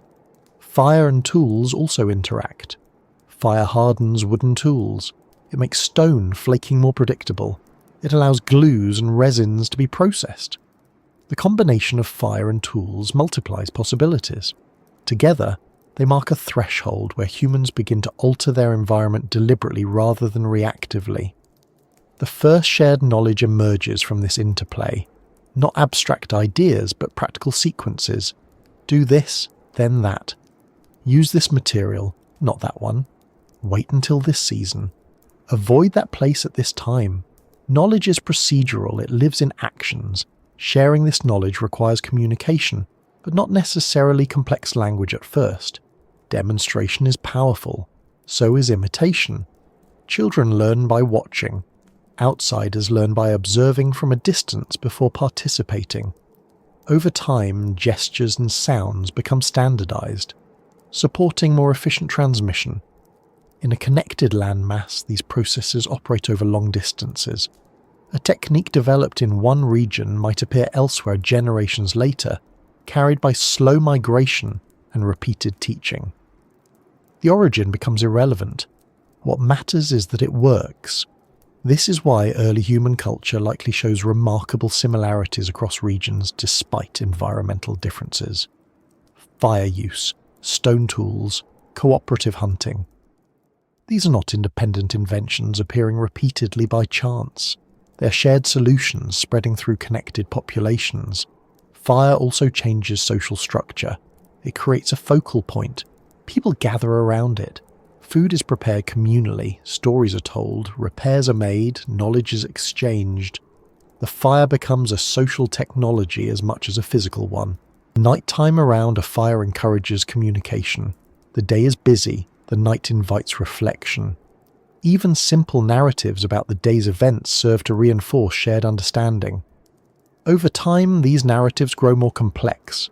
They incorporate memory, instruction, and identity. On a supercontinent, nights are often cold or exposed, especially away from forests. Fire extends habitable hours and spaces. It allows camps to form in places that would otherwise be temporary. These camps become meeting points where knowledge concentrates. Tools also encourage specialization. Not everyone makes the best tools. Some individuals develop skill through practice and observation. Others rely on them. This creates interdependence. Social bonds strengthen. Knowledge becomes valued. Importantly, this knowledge is not hoarded. In early societies, withholding essential survival information harms the group. Sharing benefits everyone. Reputation builds around generosity of knowledge rather than secrecy. As tools improve, so does efficiency. Less energy spent on basic survival frees time for refinement. Better hunting tools increase success. Improved processing reduces waste. Fire cooking improves nutrition. Health improves incrementally. These changes affect cognition. Improved nutrition supports brain development. Longer lifespans allow more knowledge to accumulate. Elders become repositories of experience. Respect for age grows not from tradition, but from utility. On Pangea, where contact between groups remains possible, elders also serve as bridges. They remember encounters, routes, agreements, past mistakes. This memory reduces conflict and repetition of errors. Fire and tools also alter human impact on the environment. Controlled burning shapes landscapes. Tool-assisted hunting influences animal populations. Humans become ecological actors. This role is not dominant at first, but it is noticeable. In a connected world, these impacts diffuse. No single region bears the full burden. Pressure spreads out. Ecosystems adjust gradually. This reduces the likelihood of catastrophic overexploitation in one place. Shared knowledge evolves not just through success, but through failure. Failed tools are abandoned. Dangerous practices are remembered and avoided. Stories of loss become warnings. These stories travel along with people. As continents later fragment, this shared knowledge begins to regionalize. Practices adapt to local conditions without reinforcement from distant groups. Divergence increases. Innovations arise independently again. But before that fragmentation, there exists a long phase where knowledge moves more freely than people realize. Not rapidly, not intentionally, but persistently. Over generations, fire use becomes ubiquitous. Tool traditions stabilize. Shared understanding deepens. This does not produce a single culture. It produces a family of cultures that recognize each other's logic. Differences exist, but they are variations on common themes. The first shared knowledge is not written. It is enacted. It lives in hands that know how to strike stone, in eyes that judge flame, in voices that caution patience, in movements repeated until they become instinct. Fire teaches timing. Too much and it destroys, too little and it fails. Tools teach precision. A wrong angle breaks stone, a dull edge wastes effort. These lessons shape thinking. Cause and effect become tangible. In this way, technology and cognition co-evolve. Humans do not just use tools. Tools teach humans how to think systematically, how to plan, how to anticipate outcomes, how to learn from mistakes. On a supercontinent, this learning environment is vast. Ideas circulate, techniques cross paths. knowledge does not stagnate easily. As the land begins to separate, this circulation slows, knowledge pools locally, traditions solidify, new pressures demand new solutions. Writing, storage, and formal teaching become more important. But beneath those later developments lies a foundation built in a world that allowed sharing to come first. Fire, tools, and the first shared knowledge are not milestones reached by isolated geniuses. They are the outcome of connection, repetition, and patience, practiced across a land that had not yet decided to pull itself apart. That foundation remains with us.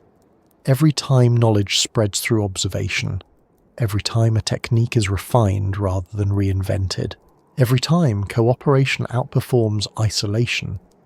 These patterns echo from a time when the land itself made sharing easier, when survival depended not just on strength or speed, but on the quiet power of learning together and carrying that learning forward into whatever landscape waited beyond the next horizon. When a single land stretches without interruption, language and culture grow in ways that are difficult to recreate once distance hardens into separation. They do not emerge as sealed systems. They form as living processes, shaped by movement, contact, and gradual change rather than by isolation. On a supercontinent like Pangea, where land connects rather than divides, communication is not confined to pockets. It diffuses. Culture does not fracture quickly. It bends, adapts, and blends. Language, at its earliest stages, is inseparable from action. It grows out of shared tasks, repeated gestures, and common needs. Before words become abstract symbols, they are tied to doing, warning calls, signals for coordination, sounds associated with food, danger, direction, or timing. In a connected world, these early vocalizations and gestures encounter variation without immediate rupture. A sound used in one region may shift slightly in another, but contact allows mutual understanding to persist. This is one of the most important consequences of a single land. Languages do not branch sharply at edges. They slide along gradients. Differences accumulate slowly over distance rather than abruptly across barriers. Someone travelling far might hear unfamiliar pronunciations or new terms, but enough overlap remains for communication to function, especially when reinforced by gesture and context. Over generations, this produces linguistic families that are broad, flexible, and internally diverse without being mutually unintelligible. Instead of hundreds of isolated languages forming rapidly, fewer core systems persist longer, evolving through drift rather than division. Change still happens, accents develop, vocabulary adapts to local environments, but complete separation takes much longer. This extended continuity has cultural consequences. Shared stories persist across space, not identical stories, but recognizable ones. A myth told in one region may sound different elsewhere, with local details added, but its structure remains familiar. Characters shift, settings change, the lesson or pattern endures. These stories are not entertainment in the modern sense. They encode knowledge, migration routes, seasonal cycles, social norms, moral boundaries. In a connected landmass, such stories can travel astonishing distances over long periods, carried by people who move gradually rather than by messengers or texts. Culture, in this setting, behaves less like a collection of isolated traditions and more like a spectrum. Practices blend where groups meet frequently. They diverge where contact is rare, but the overall field remains continuous. There are no hard edges yet. Rituals evolve similarly. Certain behaviours become standardised because they work. Ways of greeting, methods of resolving disputes, patterns of sharing food. These practices are reinforced whenever groups interact. Successful ones spread, less effective ones fade. In a fragmented world, ritual can become a marker of identity, used to distinguish insiders from outsiders. In a connected world, ritual is more often a tool for cooperation. It reduces uncertainty during encounters. It signals intent. It establishes trust quickly. This does not eliminate conflict. It makes conflict navigable. Shared expectations allow disputes to be managed without escalating to violence every time. Knowing how others think matters more than asserting dominance. Art, too, reflects continuity. Early symbolic expression likely began with simple marks, objects, or performances tied to shared meaning. Body decoration, carved patterns, arranged stones. These expressions communicate belonging and memory. On a single landmass, artistic motifs could echo across regions without becoming identical. A pattern seen in one area might reappear elsewhere in altered form. The resemblance is not coincidence, it is inheritance. Music and rhythm may be especially influenced by connection. Rhythmic patterns tied to walking, working, or communal activity spread easily when people move. A chant used to coordinate effort in one place might appear elsewhere adapted to different tasks. Instruments evolve based on available materials, but rhythm persists. Dance, movement, and posture also carry cultural information. How people move together reveals shared understanding. These embodied practices are resilient. They survive even when words change. The absence of oceans as barriers delays the formation of sharply distinct cultural identities.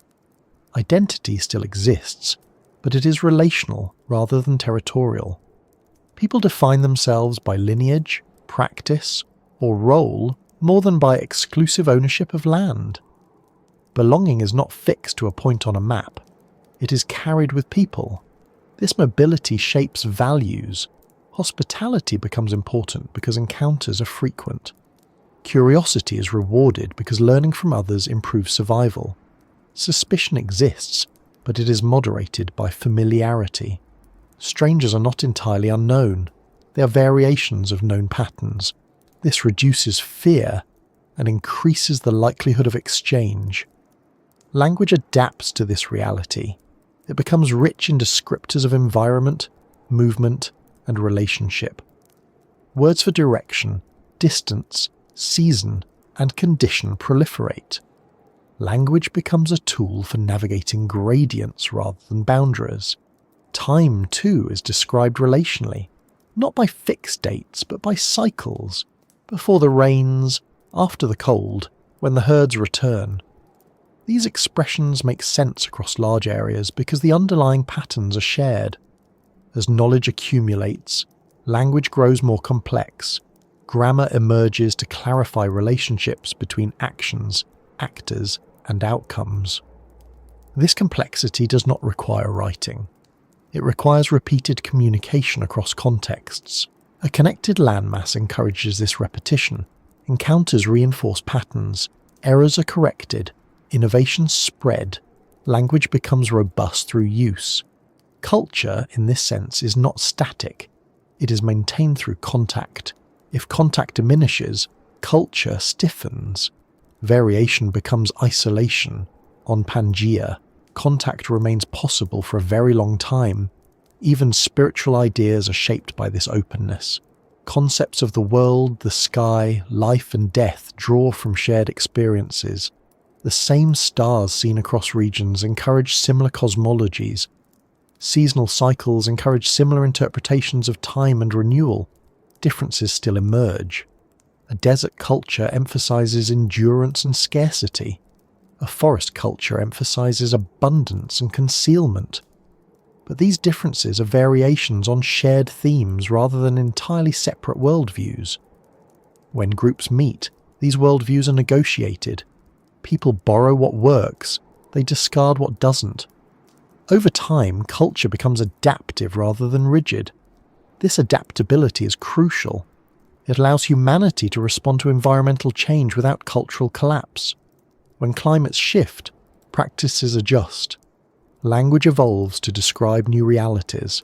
As the supercontinent begins to fracture, these processes change.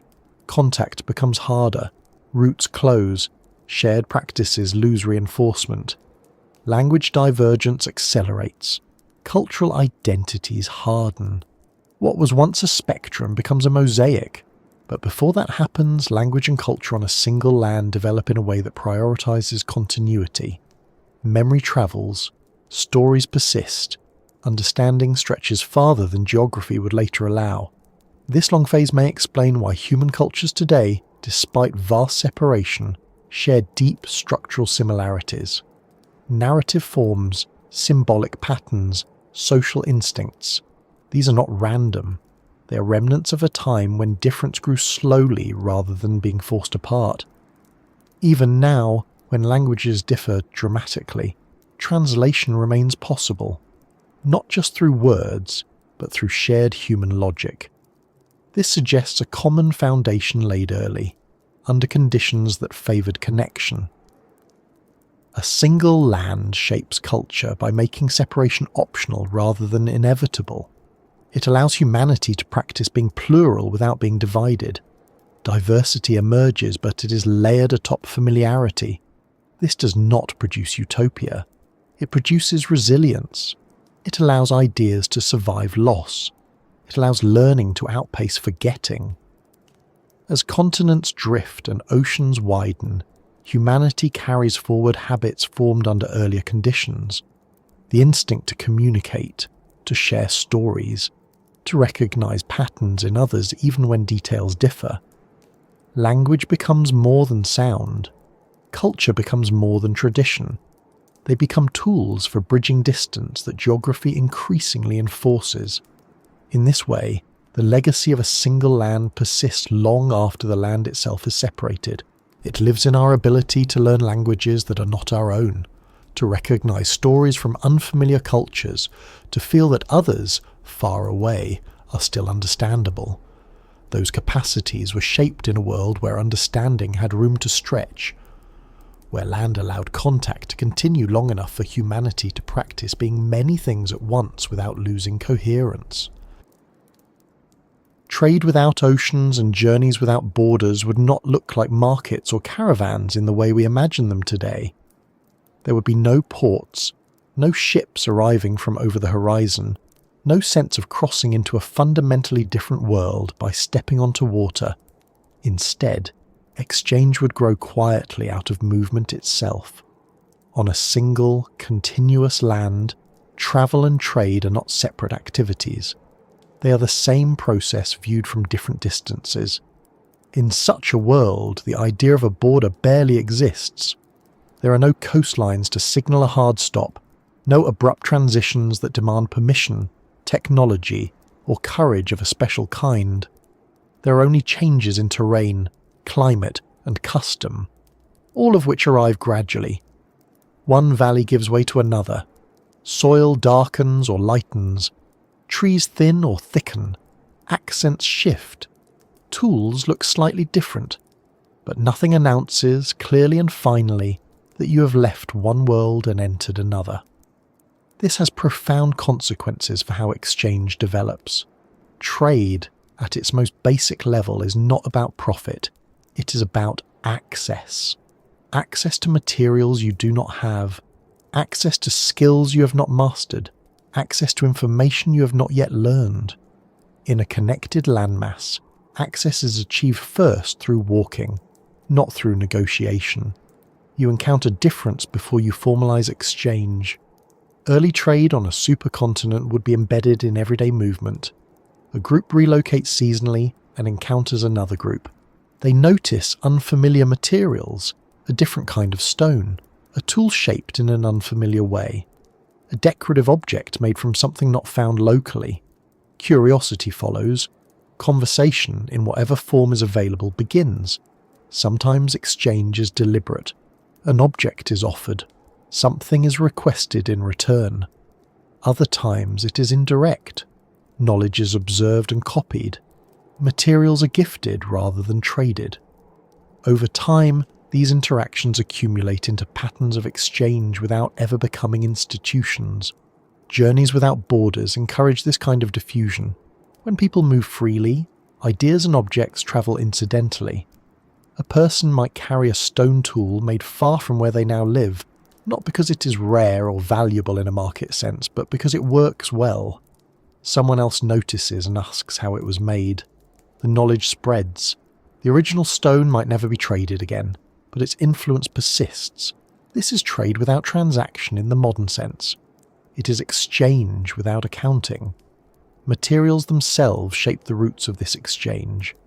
Certain stones suitable for toolmaking are only found in specific geological formations.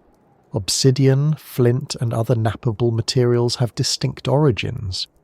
In a connected world, these materials can travel far through successive handoffs, not carried across the entire land by one person, but moving gradually, region by region.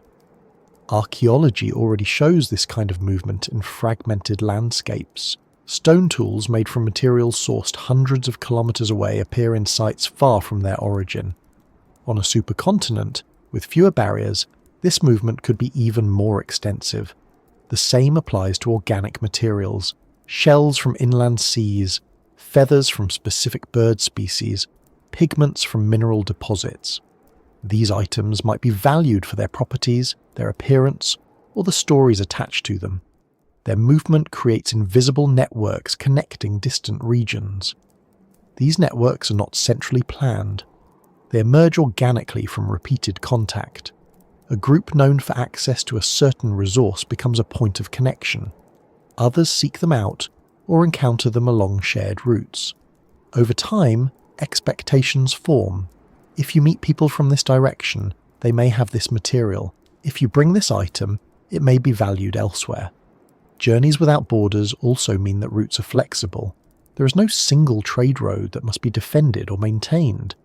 Instead, there are many overlapping paths, shifting with seasons, climate, and social relationships. When one route becomes difficult, another is found. This flexibility reduces the stakes of any single connection.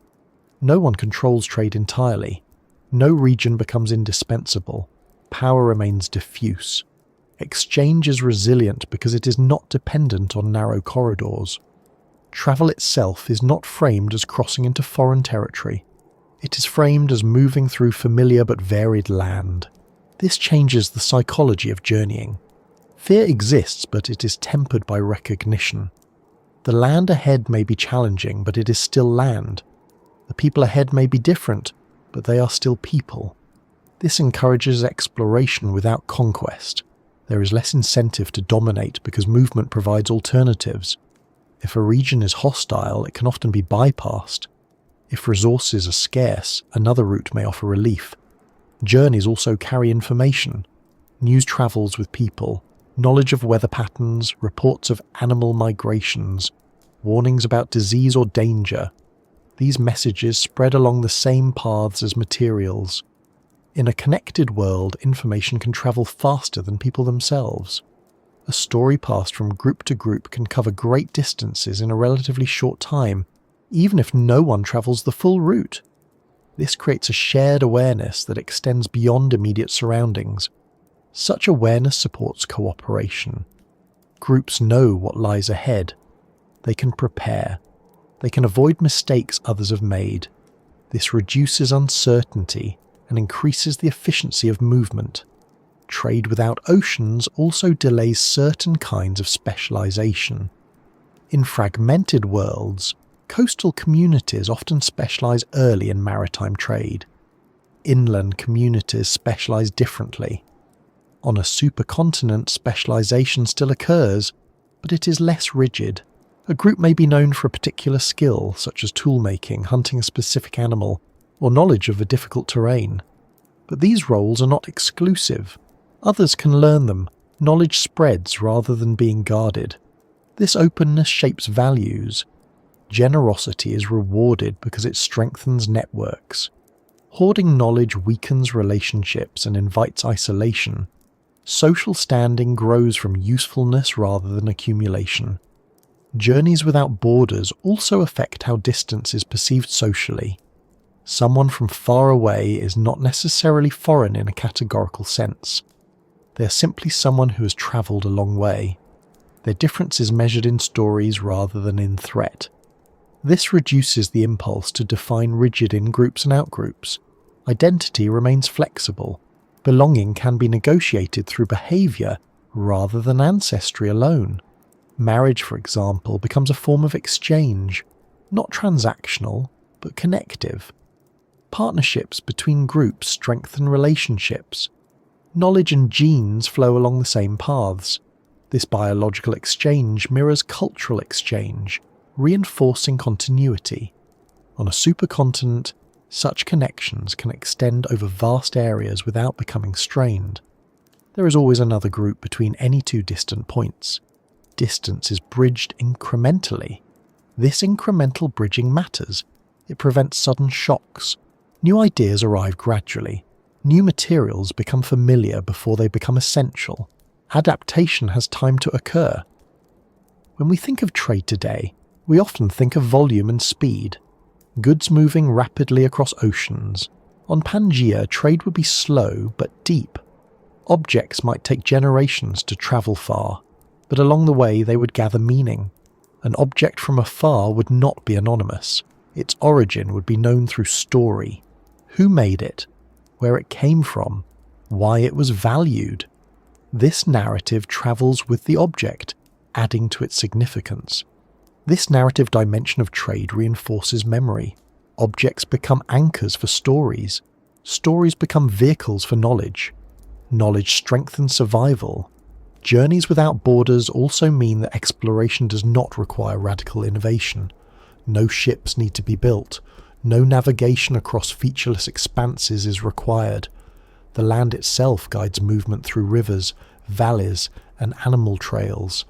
This guidance reduces risk. People can learn routes through observation and repetition. They can retreat if conditions worsen. They are rarely committed irreversibly to a path. This contrasts sharply with ocean travel, where commitment is total. Once at sea, turning back is not always possible. This difference has psychological consequences. Land travel encourages cautious curiosity. Sea travel encourages decisive risk. In a supercontinent world, cautious curiosity dominates. Exploration proceeds in small steps. Each step builds confidence. Each success encourages further movement.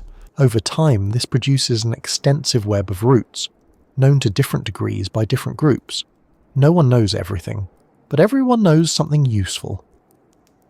As Pangea begins to fragment, these systems come under pressure. Routes are interrupted by rising water. Familiar paths vanish. Exchange slows. Some networks break. Others adapt by developing new technologies such as boats. But before that fragmentation becomes decisive, trade without oceans creates a world that is socially wide even if technologically simple. The land itself is the infrastructure. Journeys without borders also shape storytelling. Tales of distant places do not sound fantastical. They sound achievable.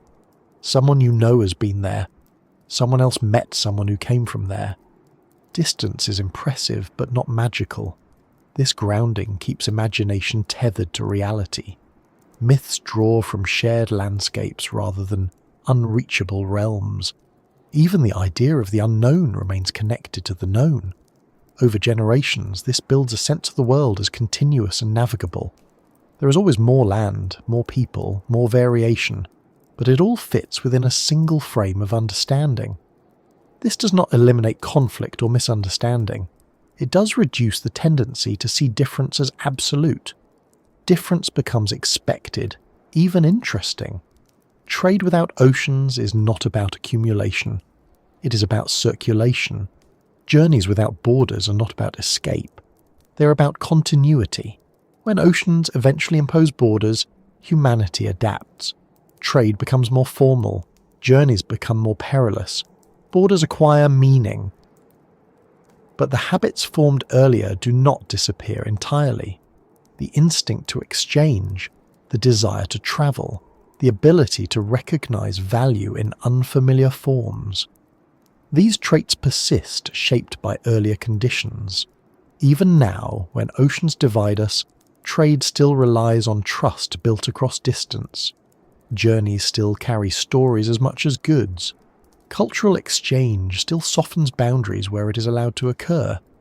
These are echoes of a time when the land itself made exchange easier, when walking was enough, when borders were not lines to cross, but changes to notice. Long before stories were written down, before symbols were carved into stone or ink pressed onto fibre, stories lived where people lived. They moved when people moved.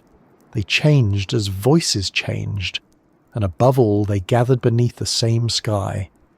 On a single, continuous land, myths, stars and stories did not belong to isolated regions. They belonged to patterns shared across distance, shaped by observation, memory, and the quiet human need to make sense of a world that was vast, demanding, and often unpredictable. The sky was the most stable feature of life on Pangea. The ground shifted slowly, rivers changed course, forests expanded and retreated. But the stars returned night after night in dependable arrangements. For early humans, this consistency mattered. When everything else was subject to change, the sky offered reliability. It did not promise safety, but it promised order. Looking upward was not an act of philosophy, it was practical. The movement of the sun marked time. The moon influenced tides and animal behaviour. The stars offered direction. In a landscape without roads or borders, orientation depended on the heavens. Knowing where you were often meant knowing where the stars were. Under one sky, these observations spread. People in different regions noticed the same patterns, though from slightly different angles. A group travelling north or south would see certain stars rise higher or sink lower. Over time, these variations became part of shared knowledge. Stories explained why some stars changed position, why others never moved, why certain constellations appeared only in certain seasons. These explanations were not scientific in the modern sense, but they were systematic. They linked observation to meaning. A cluster of stars rising just before dawn might signal the return of rains. Another appearing at dusk might warn of approaching cold. Stories preserve these associations long after the original observations were forgotten. On a connected landmass, these stories travelled with people. A narrative tied to a star did not stop at a coastline. It followed migration routes. It adapted to local language and environment, but its core structure remained. The same sky encouraged the same questions. The same questions encouraged similar answers. This is why myths across distant cultures often resemble one another, not because they copied directly, but because they grew in contact. On Pangea, contact was gradual but persistent. A story told in one place might reach another over generations, reshaped slightly at each telling, yet still recognizable. The night sky also provided a canvas for memory. Without writing, memory must be anchored. The stars offer fixed reference points. A story attached to a constellation becomes easier to remember because the constellation returns predictably. The sky becomes a mnemonic device, reinforcing cultural continuity. This relationship between story and sky creates a shared temporal framework. Time is no longer just counted in days or seasons, but in celestial cycles. When this star returns, we do this. When that constellation disappears, we prepare for something else. Rituals align with astronomy not out of superstition, but because the sky is the most reliable calendar available. On a supercontinent, this alignment could extend across enormous distances. Groups separated by hundreds or thousands of kilometers might still recognize the same seasonal markers. Their rituals would not be identical, but they would resonate. This resonance reinforces a sense of belonging to a larger world, even without direct contact. Stories also served another purpose. They explained the unfamiliar. On a land that stretches endlessly, people encounter new environments regularly. New animals, new plants, new weather patterns. Stories provide a way to integrate these experiences into existing understanding. A strange animal becomes a character in a tale. A dangerous place becomes associated with a spirit or warning figure. These narratives encode caution. They travel faster than direct experience. Someone who has never been to a certain region may still know to avoid it at certain times because of a story. This function of myth is often underestimated. Myths are not merely symbolic, they are instructional. They compress complex environmental knowledge into memorable forms. On a supercontinent where routes and hazards repeat across space, such compression is invaluable. Under one sky, stories also help manage fear. The land is large, night is dark, storms are powerful. The stars offer a sense of scale that is both humbling and comforting. Stories explain why thunder comes, why eclipses occur, why certain nights feel different. These explanations reduce anxiety. They turn unpredictable events into expected ones. Even when the explanation is not accurate by modern standards, it provides psychological stability. That stability supports cooperation and decision-making. Children grow up learning these stories early. They absorb not just the narrative but the values embedded within it. Respect for the land, attention to cycles, caution in unfamiliar situations, generosity toward others. These lessons are reinforced every time the sky repeats itself. On a connected landmass, storytelling styles themselves become shared. Certain narrative structures persist, a beginning that situates the listener, a sequence of events tied to action and consequence, an ending that reinforces memory without closing off meaning entirely. These structures are effective because they mirror lived experience. The sky also influences how people imagine origin and destiny. Without sharp geographical divisions, origin stories are less likely to be tied to a single sacred place. Instead, they may describe emergence from the land itself, from the sky, from movement, from ancestors who walked long paths. This mobility shapes myth. Heroes travel, creators wander. Lessons are learned through journeys rather than static events. This reflects a world where movement is normal rather than exceptional. Even ideas of the afterlife may reflect this. Death might be imagined as a journey rather than a destination, a crossing beneath the same stars, a continuation rather than an end. These ideas align with a worldview shaped by walking, by gradual change, by continuity. The shared sky also limits divergence. While stories adapt locally, they cannot drift too far without losing coherence. The stars act as anchors. A story about a particular constellation must still align with its visible form. This constrains imagination in a way that supports consistency. As a result, myths across a connected world may differ in detail but align in structure. Similar archetypes appear: sky beings, tricksters, travellers, cycles of loss and return. These are not random.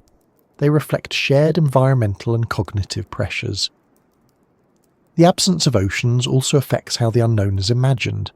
In fragmented worlds, the unknown often lies beyond water, associated with mystery or danger. On Pangea, the unknown lies over land. It is approachable, it can be reached eventually. This changes the tone of myth. Rather than unreachable realms, myths describe distant but attainable places. Challenges exist, but they are navigable. The world feels large but not closed. This fosters curiosity rather than dread. As continents begin to drift apart, this dynamic changes. The sky remains shared, but the land does not. Stories begin to anchor more tightly to place. Origins become localized. Distant lands become abstract or mythical rather than familiar. But even then, the sky continues to connect. People on opposite sides of oceans still see many of the same stars. Old stories persist, adapted to new contexts. The memory of shared observation lingers. This persistence explains why astronomical myths often show remarkable similarity across cultures separated by vast distances. These same constellations inspire similar narratives. The same cycles prompt similar rituals. These similarities are not coincidences. They are echoes of a time when the land allowed stories to travel freely beneath a shared sky. Storytelling also reinforces social bonds. Around fires at night, people recount experiences, successes, mistakes, encounters. These stories teach without lecturing. They allow listeners to learn indirectly. This is especially important in a world where mistakes can be fatal. On a supercontinent, where people encounter many different environments, storytelling becomes a way to transmit second-hand experience. You may never have crossed a certain desert, but you know what it demands because someone else has told you. This accumulation of shared narrative creates a collective intelligence that extends beyond individual experience. The group knows more than any one person. This knowledge travels with the group, adapting as needed. The stars play a subtle role here as well. They provide continuity across generations. A grandparent and child look up at the same sky. Stories told once can be retold years later under the same patterns. This reinforces identity across time. As the land fractures, this continuity becomes harder to maintain. Different skies appear in different latitudes. Certain stars disappear from view. Stories tied to them lose relevance. New stories emerge. But the habit of looking up remains. Humans continue to search the sky for meaning, direction, and reassurance. This habit was formed early, under conditions that encourage shared observation.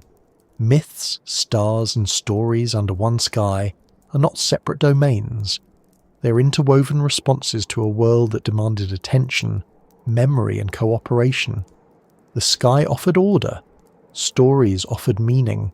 Together, they supported survival. In imagining this lost age, it's important not to idolize it. Life was difficult. Knowledge was incomplete. Fear was real. But there was coherence. The world made sense enough to navigate. That coherence did not come from dominance or certainty.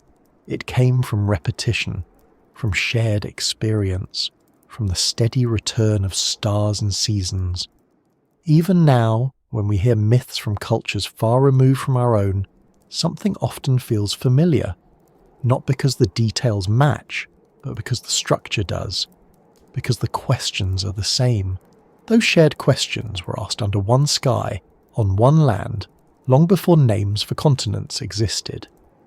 And the answers, imperfect but meaningful, travelled as far as people could walk, settling into memory, carried forward through time, still visible in the stories we tell when we look up at the stars and wonder how long they have been watching us in return. At first, nothing dramatic happens. No cracks open suddenly beneath people's feet. No walls of water rush in overnight.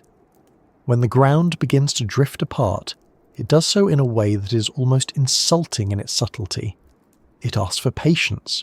It hides its intentions. It changes the world slowly enough that no single generation can fully grasp what is unfolding. The Earth does not announce its movements. It murmurs them. On a supercontinent, the earliest signs of separation would not look like disaster. They would look like inconvenience. A river that behaves differently than it used to. A valley that floods more often. A familiar route that becomes marshy and unreliable. The land is still there, still walkable, still continuous, but something about it feels less dependable than before. For people living on that land, this kind of change is unsettling, precisely because it does not demand immediate response. There is no single moment that forces relocation or reinvention. Instead, small adjustments accumulate. Camps shift slightly uphill, travel takes longer, certain seasonal paths are avoided more often. What was once predictable becomes conditional. Deep beneath the surface, tectonic forces are at work. Heat builds under the thick crust of the supercontinent. Mantle currents push upward. The land begins to stretch. When it stretches far enough, it thins. When it thins, it weakens. Eventually it cracks. But long before visible cracks appear, the surface starts behaving differently. Rift zones form quietly. The ground sinks in long, shallow depressions. Lakes appear where none existed before. These lakes may be fresh at first, fed by rivers and rainfall. Over time, as they deepen and connect to the sea, they become saltier. The air nearby grows more humid. Weather patterns shift. For early humans, these changes alter daily life without immediately threatening it. Water becomes more abundant in some areas. Vegetation changes. New animals appear. Other species retreat. What looks like opportunity at first slowly becomes complexity. Movement, once straightforward, now requires decision. Do you cross the flooded lowland, risking unstable ground? Do you detour around it, adding days to the journey? Do you stay longer in one place and wait for conditions to change? These choices matter. They begin to shape habits. As rifts widen, rivers are redirected.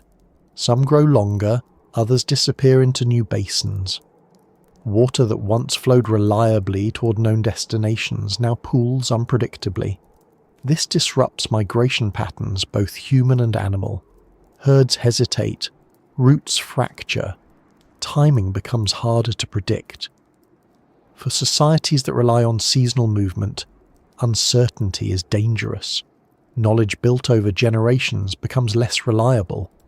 Elders remember how things used to be, but younger members experience a different reality. This creates tension between memory and observation. At the same time, new environments form, wetlands appear, fresh ecosystems emerge along rift valleys, fish populate newly formed lakes. Plant life adapts quickly to these conditions. For groups willing to experiment, these areas offer resources that did not exist before. So the drifting ground does not only take away, it also creates. This dual nature of change complicates response. Some groups may see opportunity and settle near these new features. Others may avoid them, clinging to older routes. Over time, these choices lead to divergence. Where movement once connected everyone loosely, it now begins to funnel. Certain paths become favoured because they remain passable. Others fade from use. Contact between distant groups becomes less frequent, not because anyone chooses isolation, but because the land no longer supports effortless connection. This is the beginning of fragmentation, not just of geography, but of experience. As rifts deepen, the climate responds. New bodies of water influence rainfall. Winds shift. Areas that were once dry receive moisture. Others dry further as weather patterns reorganize. These changes are uneven. Some regions become more hospitable. Others become harsher. Groups living through this period must adapt unevenly as well. Survival strategies that worked reliably for generations may suddenly fail. A plant that once fruited every year now does so irregularly. An animal migration arrives late or not at all. In response, humans do what they have always done. They observe, they experiment, they share what works. But now, sharing becomes harder. Distance has not increased dramatically yet, but reliability has decreased. A message carried along an old route may not reach its destination. A group expected to arrive does not. Stories no longer align perfectly with experience. This erosion of shared expectation is subtle, but profound. Over time, the rift valleys widen further. The ground sinks more noticeably. Water from the surrounding ocean begins to intrude. At first, this may happen through narrow channels or seasonal flooding. Then, more persistently, salinity changes ecosystems. Freshwater species disappear. New marine life arrives. At this point, the land is still technically connected but psychologically divided. Crossing these regions becomes risky. People hesitate. Detours become permanent. The idea of the other side begins to form even if it is still reachable. This is a critical moment. When the land was fully continuous, distance was a matter of effort. Now, distance becomes a matter of risk. That shift changes behaviour more than any physical measurement. Groups begin to define themselves more strongly by where they stay rather than where they travel. Settlement becomes more attractive. Staying put allows deeper familiarity with a changing local environment. Movement becomes selective rather than routine. This is not yet agriculture or urbanisation, but it is a step toward place-based identity. As connections weaken, cultural drift accelerates. Language shifts faster, tool styles diverge, rituals adapt to local conditions without reinforcement from afar. Practices once shared across wide areas now develop independently. None of this is intentional. It is the natural result of reduced contact. When seas finally form, the change feels sudden in retrospect, even though it has been building for millennia. What was once a broad, difficult lowland becomes a body of water that cannot be crossed on foot. Familiar land disappears beneath waves. Routes end abruptly. For the people living through this, the loss is not abstract. It is personal. Places remembered from childhood vanish. Stories no longer match the landscape. Elders describe journeys that are no longer possible. The psychological impact of this separation cannot be overstated. For countless generations, movement was the default solution to environmental pressure. Now movement fails. The land itself says no. This forces innovation. Some groups retreat from the new coastlines and focus inward. They develop deeper knowledge of a smaller area. They invest in long-term strategies. Storage, shelter, and eventually cultivation become more important. Others experiment with crossing water. At first, these crossings are short. Narrow channels, calm conditions, rafts, logs, simple boats. Success is rare at first, but when it happens, it opens new possibilities. The emergence of water as a barrier also creates asymmetry. Crossing it is optional, but dangerous. Those who master it gain access to new resources and contacts. Those who do not become more isolated. This asymmetry accelerates cultural differentiation. What was once a shared world now becomes a collection of related but increasingly distinct worlds. Memory stretches across water, but experience does not. Stories of the far side become more mythical. Knowledge becomes less verifiable. Myths adapt accordingly. Where once they described journeys that could be repeated, they now describe lost lands, submerged paths, and ancestors who walked where water now lies. These are not inventions. They are memory transformed by geography. The ground drifting apart also alters how time is perceived. When change is slow and continuous, time feels cyclical. When change removes familiar features permanently, time feels directional. There is a before and an after. This directional sense of time encourages preservation. Writing, symbols, and durable monuments become more appealing as ways to hold on to knowledge that movement can no longer maintain. Social structures adapt as well. Leadership becomes more localized. Authority is tied to land management rather than navigation. Knowledge of boundaries becomes as important as knowledge of routes. Conflict changes character. When movement was easy, avoidance was an option. Now competition over limited resources intensifies. Defense becomes relevant. Territorial thinking emerges gradually. None of this means humanity becomes less cooperative. Cooperation simply shifts scale. It focuses more on internal cohesion than external connection. Importantly, the sky remains unchanged. Stars still rise and set. The sun still marks seasons. This continuity provides psychological grounding amid geographic upheaval. People still recognize the heavens even when the land no longer matches memory. This contrast between stable sky and shifting ground deepens symbolic thinking. The heavens come to represent permanence. The earth represents change. This duality appears in later cosmologies across the world. As continents continue to drift, the process repeats at different scales. New separations form, new adaptations follow. Humanity becomes increasingly skilled at living in fragmented environments. But that skill is built on earlier habits formed when the land was whole. The ability to adapt, to share knowledge, to read subtle environmental cues, to respond to gradual change. What happens when the ground begins to drift apart is not a collapse.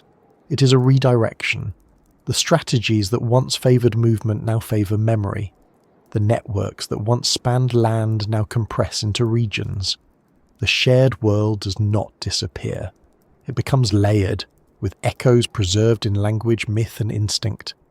Even today, humans feel the pull of lost connection. We imagine land bridges. We search for submerged worlds. We tell stories of ancient unity. These impulses are not fantasies. They are responses to a deep shift in how the Earth itself organizes life. The ground drifting apart teaches humanity a new lesson. That continuity is not guaranteed. That adaptation must now work within limits rather than across openness.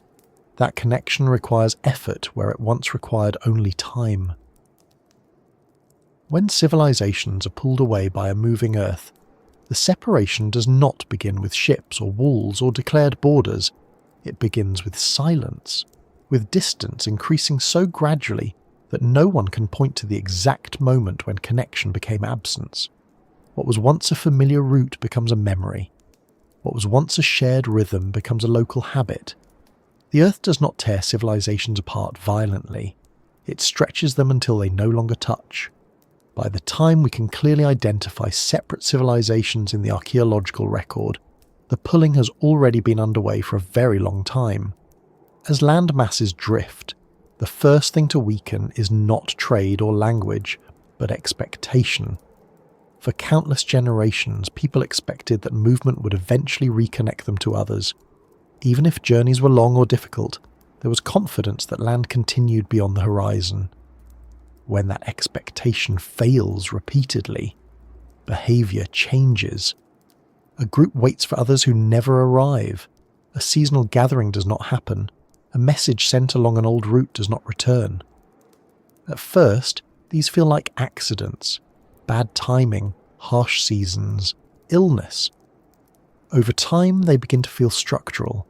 This is how civilizations begin to pull apart psychologically before they ever do geographically. Once oceans intrude decisively, the separation becomes unavoidable. Land that once connected regions sinks beneath water. The distance that must be crossed is no longer measured in days or weeks of walking, but in the ability to survive a fundamentally different environment. Water is not just another terrain. It demands new skills, new tools, and a different relationship with risk.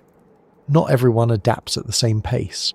Some populations live near emerging coastlines and interact with water regularly. For them, experimentation begins earlier. Short crossings, fishing techniques, floating platforms. Others live far inland where the sea is a rumour rather than a presence. For them, separation feels final long before it technically is. This uneven exposure creates uneven futures. Groups that develop maritime skills maintain broader connections longer.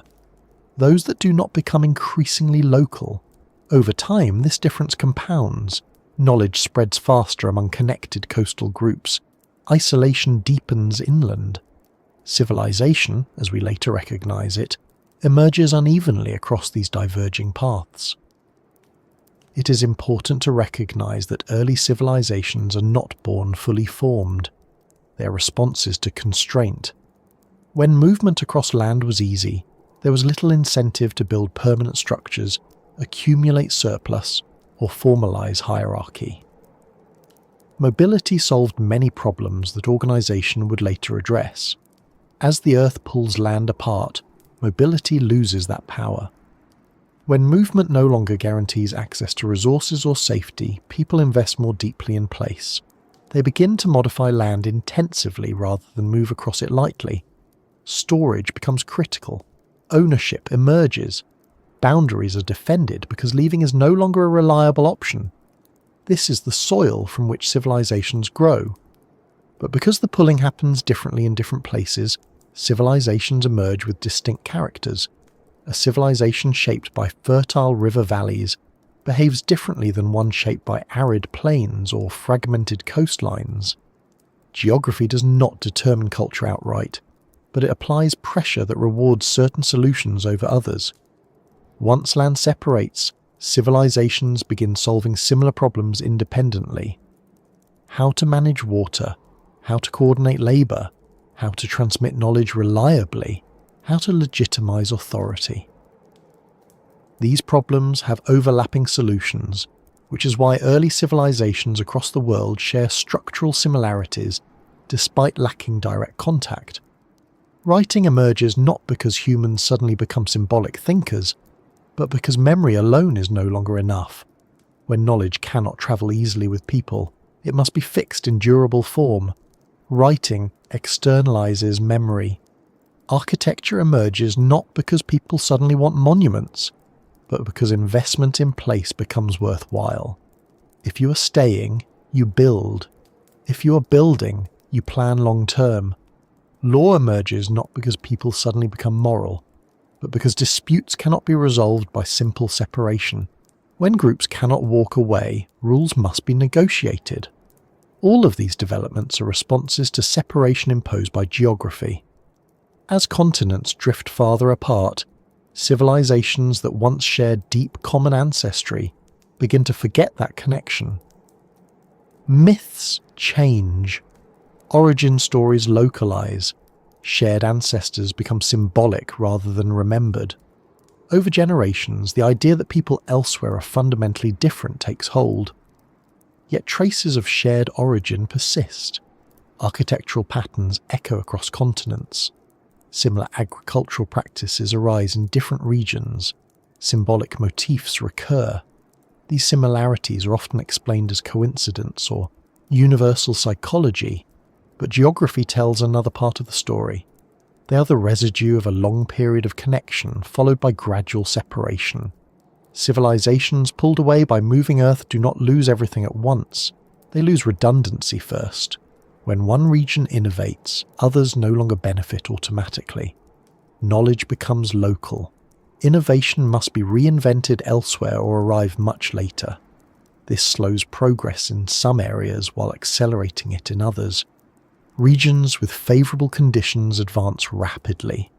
Others stagnate or adapt in different directions. The global human story becomes uneven. Conflict also changes character. When movement was possible, conflict could often be avoided.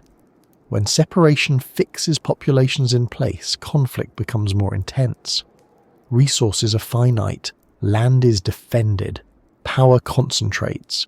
This concentration leads to hierarchy. Leadership becomes institutional rather than situational. Authority is tied to control of resources rather than knowledge of roots. This is a profound shift in social logic. At the same time, cooperation within groups intensifies. Large-scale projects become possible. Irrigation systems, defensive structures, shared rituals. Civilization trades flexibility for stability. Not all groups make this trade at the same time or in the same way. Some remain mobile longer, adapting to fragmented landscapes through navigation and trade. Others settle early and deeply, becoming highly structured societies. The moving Earth creates a diversity of human trajectories. It is tempting to see this as progress or decline, but it is more accurate to see it as specialization. Humanity learns to live under new constraints. Skills once essential become optional. New skills become critical. Navigation across water replaces navigation across land. Storage replaces movement. Written contracts replace oral agreement. Memory shifts from people to objects. Yet beneath these changes, older instincts remain. The desire to connect, the tendency to trade, the habit of storytelling. These behaviors adapt rather than disappear. Even civilizations that appear isolated often retain myths of distant lands, lost connections, or ancestors who came from elsewhere. These are not inventions. They are compressed memories of a world that once allowed easier contact. The Earth's movement also reshapes time perception. Civilizations begin marking years, reigns, and eras more explicitly. When the land changes slowly but irreversibly, humans begin tracking change consciously. History becomes something to record rather than simply remember. This recording reinforces identity. A civilization defines itself through continuity across generations, rather than through movement across space. This inward focus strengthens cultural coherence while reducing external familiarity. As oceans widen, the effort required to maintain contact increases dramatically. A failed sea journey can be fatal. The cost of experimentation rises. Many connections simply end, but not all. Some civilizations remain maritime. They hug coastlines, island hop, and preserve fragments of older networks. These societies act as bridges between worlds that would otherwise be entirely separate. Their existence demonstrates that separation is never absolute, only costly. Still, for most of humanity, the pulling apart becomes the defining condition. The world feels larger, but also more divided. Distance becomes meaningful in a new way. Foreignness becomes a category rather than a gradient. Civilizations pulled away by moving Earth begin to see themselves as unique rather than connected. This uniqueness becomes a source of pride, identity, and sometimes conflict. Yet the similarities persist beneath the surface. Humans everywhere organize, imagine, and remember in ways shaped by shared deep history. The divergence is real, but it is layered on top of common foundations. From a deep time perspective, civilizations are not separate experiments. They are branches of a single process responding to changing planetary conditions. The Earth rearranges itself, and humanity rearranges its strategies in response. This reframing matters because it removes the illusion that civilizations rise and fall solely due to internal virtue or failure. They are also shaped by forces far larger than themselves. Moving plates, changing climates, shifting coastlines. Understanding this does not diminish human agency, it contextualizes it. People still make choices, they innovate, cooperate, and compete. But they do so within constraints imposed by a planet that is never truly still. As we look back, it becomes clear that civilization is not the natural state of humanity. It is a response to separation. It emerges when connection becomes difficult enough to require structure. Before that, humanity practiced continuity through movement. After that, it practiced continuity through institutions. Both are adaptive, neither is permanent. Even today, as technology reconnects the world in new ways, the old tension between connection and separation remains. Oceans no longer stop information, but they still shape politics, economics, and identity. The Earth's ancient movements continue to influence modern life. Civilizations pulled away by moving Earth carry forward a memory of unity they can no longer physically access. This memory appears in myths of golden ages, lost lands and shared origins. It appears in the persistent human discomfort with isolation. Even though Pangea no longer exists as a single land, it has never fully stopped speaking. Its voice is not heard in rock alone, or in the alignment of continents across oceans, but in the quieter places where human memory, imagination, and interpretation overlap.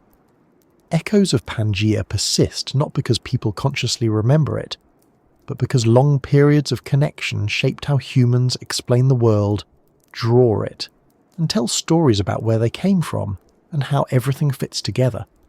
Modern myths often feel fragmented, belonging to specific cultures, regions, or belief systems. Yet when examined carefully, many of them seem to gesture towards something broader. Stories of lost lands, submerged worlds, ancient unions, and primal separations appear across societies that, on the surface, have no reason to share such themes. These are not exact retellings of geological history. They are cultural responses to a deep human experience of continuity followed by loss. Flood myths are one of the clearest examples. From Mesopotamia to South Asia, from indigenous American traditions to Pacific Island cultures, stories describe land swallowed by water, connections erased, and survivors adapting to a changed world. These stories are often treated as metaphor or coincidence, but they may also reflect generational memory of rising seas and vanishing roots. As Pangea broke apart and later land bridges disappeared, people witnessed coastlines move inward. Paths once walked were submerged. Familiar landscapes transformed into unfamiliar horizons.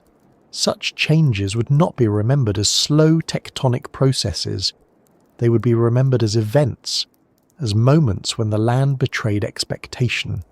Stories compress time. They turn gradual change into narrative.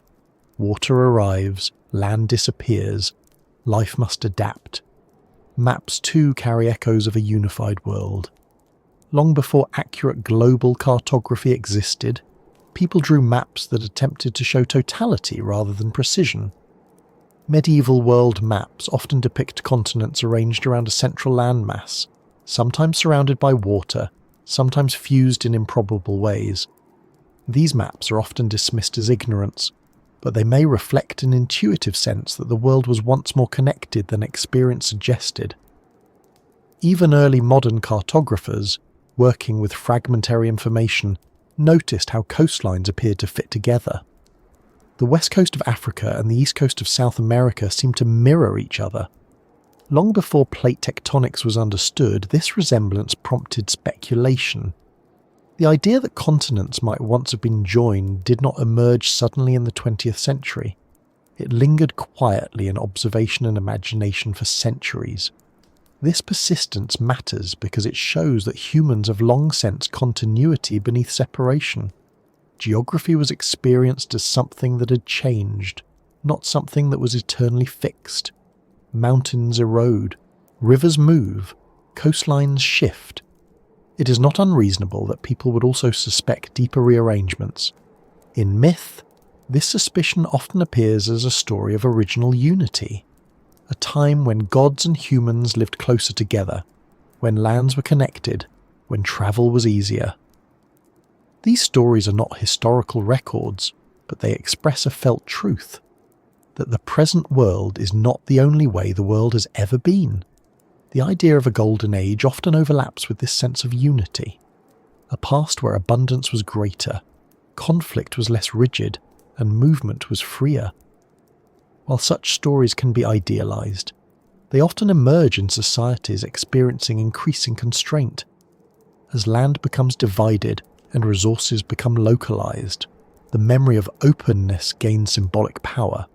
Language itself preserves these echoes. Words for land, earth, and ground often share roots across distant language families. Directional terms sometimes encode ancient movement patterns. Place names persist even when the places themselves change.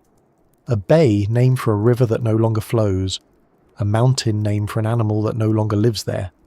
These linguistic fossils are not proof of Pangea, but they show how memory outlasts geography. Humans are storytellers not just about events, but about space. When space changes, stories adjust, but they rarely disappear entirely. Modern science eventually provided a framework that confirmed what intuition and observation had long suggested. Plate tectonics explained how continents move, how oceans form, how land once united can separate. This discovery did not invent the idea of unity. It explained it. What is striking is how readily the idea was accepted once evidence accumulated. The fit of continents, the distribution of fossils, the alignment of mountain ranges. These patterns resonated because they aligned with something humans were already prepared to believe, that the Earth has a history of connection and separation. Maps changed accordingly. What was once speculation became accepted fact. Pangea entered textbooks, diagrams, and public imagination. Yet even now, it often feels abstract, a scientific model rather than a lived world. That abstraction hides how deeply the concept aligns with older ways of thinking. The sense that the Earth is dynamic, that land can move, that separation is temporary on geological scales. These ideas are not foreign to myth, they are native to it. Modern fantasy literature often revisits these themes unconsciously. Stories of worlds breaking apart, continents drifting, lands sinking beneath the sea, characters crossing remnants of ancient bridges. These narratives resonate because they echo a deep pattern. Unity lost, separation endured, connection sought again. Even the way we imagine the future reflects this. Visions of reunification through technology, global connectivity, the shrinking of distance. These are not just technological fantasies, they are emotional responses to separation, a desire to restore continuity by other means. In maps, echoes of Pangea appear subtly in how we still orient ourselves. North at the top, centered projections, attempts to show the whole world at once despite distortion. We want to see everything together. We resist fragmentation visually even when it is geographically accurate. Some map projections exaggerate connections. Others minimize oceans. Choices about representation reveal priorities. What we choose to emphasize reflects what we value: continuity or division, proximity or distance. Even the term Old World and New World implies a narrative of separation and rediscovery. These categories carry emotional weight beyond geography. They suggest that parts of the world were once known, then lost, then found again. This language mirrors deeper patterns of memory and forgetting. In popular culture, the idea of ancient advanced civilizations lost to time often appears. While many such claims lack evidence, their persistence is revealing. People are drawn to the idea that something significant existed before fragmentation, that knowledge or connection was lost when the world changed. This does not mean those civilizations existed as imagined. It means that the experience of loss is real. Geography changed, roots vanished, contacts ended, human memory filled the gaps with story. Even scientific diagrams of Pangea often provoke a sense of familiarity. People remark that it makes sense, that the continents look like they belong together. This reaction is not purely rational, it is intuitive. That intuition may arise because humans evolved in environments where continuity was the norm, where land connected rather than divided. Even though Pangea itself predates humanity, its later remnants and land bridges shaped early human experience. The brain expects connection because it learned under connected conditions. Modern myths and maps are therefore not just reflections of knowledge, they are reflections of expectation. As continents drifted apart, humans adapted. They built ships, they learned navigation, they developed ways to reconnect across water. But the desire to connect remained rooted in earlier habits. Water became a challenge to overcome, not a natural boundary to accept. This is why maritime exploration carries such symbolic weight.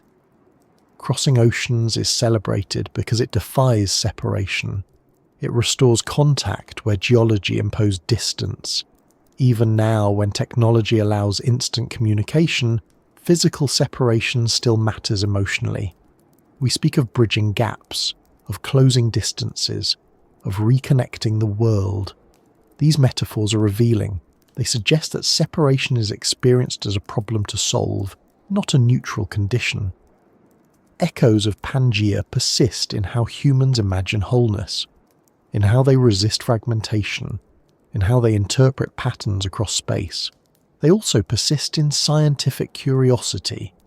The study of paleogeography is not just technical. It answers a question humans have asked intuitively for a long time. How did the world become this way? Understanding Pangea provides more than an answer. It provides context. It situates humanity within a longer story of connection and separation that predates us, and will continue long after us. When modern people look at maps showing ancient supercontinents, they often feel a quiet sense of loss or wonder. Not because they lived there, but because the idea resonates with deep cognitive patterns shaped by movement, continuity, and shared space. Myths preserve emotional truth. Maps preserve structural truth. Together, they tell a story that neither could tell alone. The story is not that everything was better when land was won. It is that unity shaped how life learned to connect. Separation reshaped how life learned to remember. As we approach the end of this exploration, that distinction becomes important. Pangea itself is gone, but the habits it fostered remain visible in how humans think, narrate, and represent the world. We still search for patterns that connect distant places. We still feel that the Earth fits together somehow, even when water divides it. We still tell stories of lost unity and future reconnection. These are not errors, they are echoes. Echoes of a world that once allowed connection by default, a world whose slow division taught humanity how to cope with distance, but never quite erased the desire to overcome it. Remembering a world that still lives beneath our feet does not require imagination so much as attention. The land we stand on has not forgotten where it came from. It carries memory in its fractures, in the way mountain ranges align across oceans, in the way coastlines seem to reach for one another across water. Long after Pangea ceased to exist as a single surface, it remained present as structure, as pressure, as tendency. And humanity, whether consciously or not, has always lived in conversation with that buried past. The Earth does not reset itself when continents separate, it rearranges. Old connections become hidden rather than erased. Plates slide, but they do not dissolve. The same crust that once formed continuous ground now lies beneath seas, carrying the same composition, the same scars, the same deep logic. When we drill into the ocean floor or study seismic waves travelling through the planet, we're not uncovering something new, we're listening to something old. From a human perspective, this matters because our relationship with land has always been layered. We live on the surface, but we respond to what lies beneath. Soil fertility depends on ancient rock. Water flows according to buried structures. Earthquakes and volcanoes remind us that stability is temporary. Even when we forget deep time, it does not forget us. To remember a world that still lives beneath our feet is not to mourn it. It is to recognise that separation and connection are both temporary states. The land we know now is one arrangement among many. It feels permanent because our lives are short. But permanence is an illusion created by scale. Human memory, however, has always strained against that illusion. We tell stories that reach farther back than written history. We speculate about origins. We search for patterns that explain why things are the way they are. This instinct did not emerge recently. It was shaped over tens of thousands of years of living on land that was once more continuous than it is now. Even though Pangea itself predates humanity, its later echoes shape the conditions under which humanity evolved. Land bridges persisted, continents were closer, roots existed that no longer do. The sense that the world was once easier to traverse is not entirely fictional. It is grounded in lived experience passed down through countless generations. When people today imagine ancient unity, they are not imagining something alien. They're responding to inherited expectations about how space behaves. The idea that land should connect rather than divide feels intuitive because, for much of human history, it did. This intuition shapes how we interpret the present. Oceans feel like obstacles rather than features. Borders feel artificial even when they are enforced.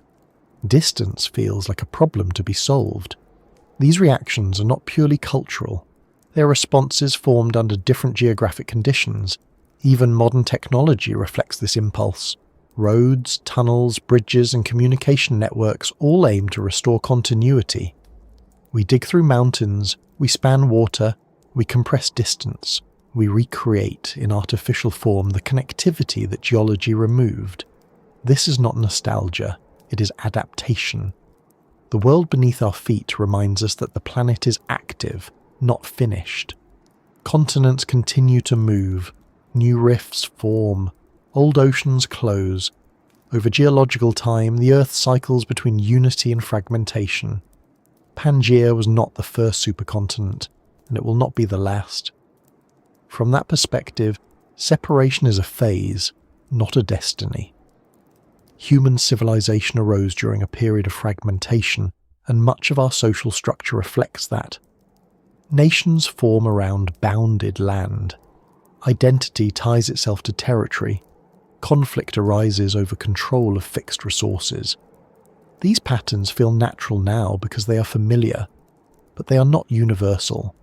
Earlier, under conditions of greater connectivity, humanity practiced different solutions. Movement instead of accumulation. Knowledge sharing instead of hoarding. Identity shaped by practice rather than place. These habits did not disappear when continents separated. They adapted, often constrained, sometimes suppressed, but still present. We see them in nomadic cultures, in trade networks that persist across hostile terrain, in diasporas that maintain connection across oceans, in the human ability to feel belonging in multiple places at once. These capacities are remnants of an older relationship with land. To remember the world beneath our feet is also to remember that geology is not background scenery. It is an active participant in history. It shapes what is possible long before humans make decisions. It determines which strategies succeed and which fail. This recognition can be unsettling. It challenges the idea that history is purely the result of human will. But it can also be grounding. It situates humanity within a larger process rather than outside of it. When we acknowledge that civilizations were pulled apart by moving Earth, not solely by choice or conflict, we gain perspective. We see divergence as adaptation rather than failure. We understand similarity as inheritance rather than coincidence. The land beneath our feet also reminds us of humility. Human structures feel permanent until earthquakes erase them. Coastlines feel stable until seas rise. Cities feel anchored until plates shift. The Earth does not oppose humanity, but it does not defer to it either. This humility can inform how we approach the future. Today the planet is changing again, this time under strong human influence. Climate shifts, sea levels rise, habitats move. Once again, humanity faces conditions where movement, adaptation, and cooperation matter. In this sense, remembering Pangea is not about the past. It is about recognizing recurring patterns. The Earth changes, humans respond. Strategies that once worked may work again in altered form. The memory of connectivity may be especially relevant now. In a world facing fragmentation through political division and environmental stress, the instinct to reconnect becomes important. Not necessarily by restoring land bridges, but by restoring cooperation. The idea that humanity shares deep roots, shaped under shared conditions, can counter narratives of absolute difference. It does not erase diversity, it contextualizes it. Beneath our feet, the Earth still carries the marks of unity. Beneath our cultures, humanity still carries the habits formed under it. When we look at maps of ancient supercontinents, something often feels familiar. Not because we remember them, but because our way of understanding space was shaped by their remnants. We expect things to fit together because once they did. This expectation shows up even in children, who instinctively draw worlds as continuous surfaces rather than fragmented islands. It shows up in language, where metaphors of connection dominate how we describe understanding, agreement, and peace, to connect ideas, to bridge gaps, to build common ground. These phrases are not accidental. They reflect a deep association between physical continuity and social harmony. An association formed long before anyone named the continents or oceans. Remembering a world that still lives beneath our feet does not mean longing to return to it. Humanity cannot rewind geology, but it can learn from the conditions that shaped its earliest patterns. It can recognize that adaptability is not weakness, that movement can be a solution, that diversity does not require isolation, that connection does not require sameness. The Earth beneath us continues to move, whether we notice or not. Plates shift by centimeters each year. Stress accumulates. Change is inevitable. The question is not whether the world will change, but how humanity will respond when it does. Looking back at Pangea provides one answer. Humanity responds by learning, sharing, adjusting, and carrying memory forward. Not perfectly, not without loss, but persistently. Even now, when we dig foundations, we encounter layers of ancient stone formed under different skies. When we hike mountains, we walk on uplifted seabeds. When we cross oceans, we sail over land that once stood above water. The world beneath our feet is not dead history. It is active context. And so, remembering it is not an act of nostalgia. It is an act of awareness. Awareness that the ground is not fixed, that separation is temporary, that connection has deep roots, that humanity's story is inseparable from the planet's own restless motion.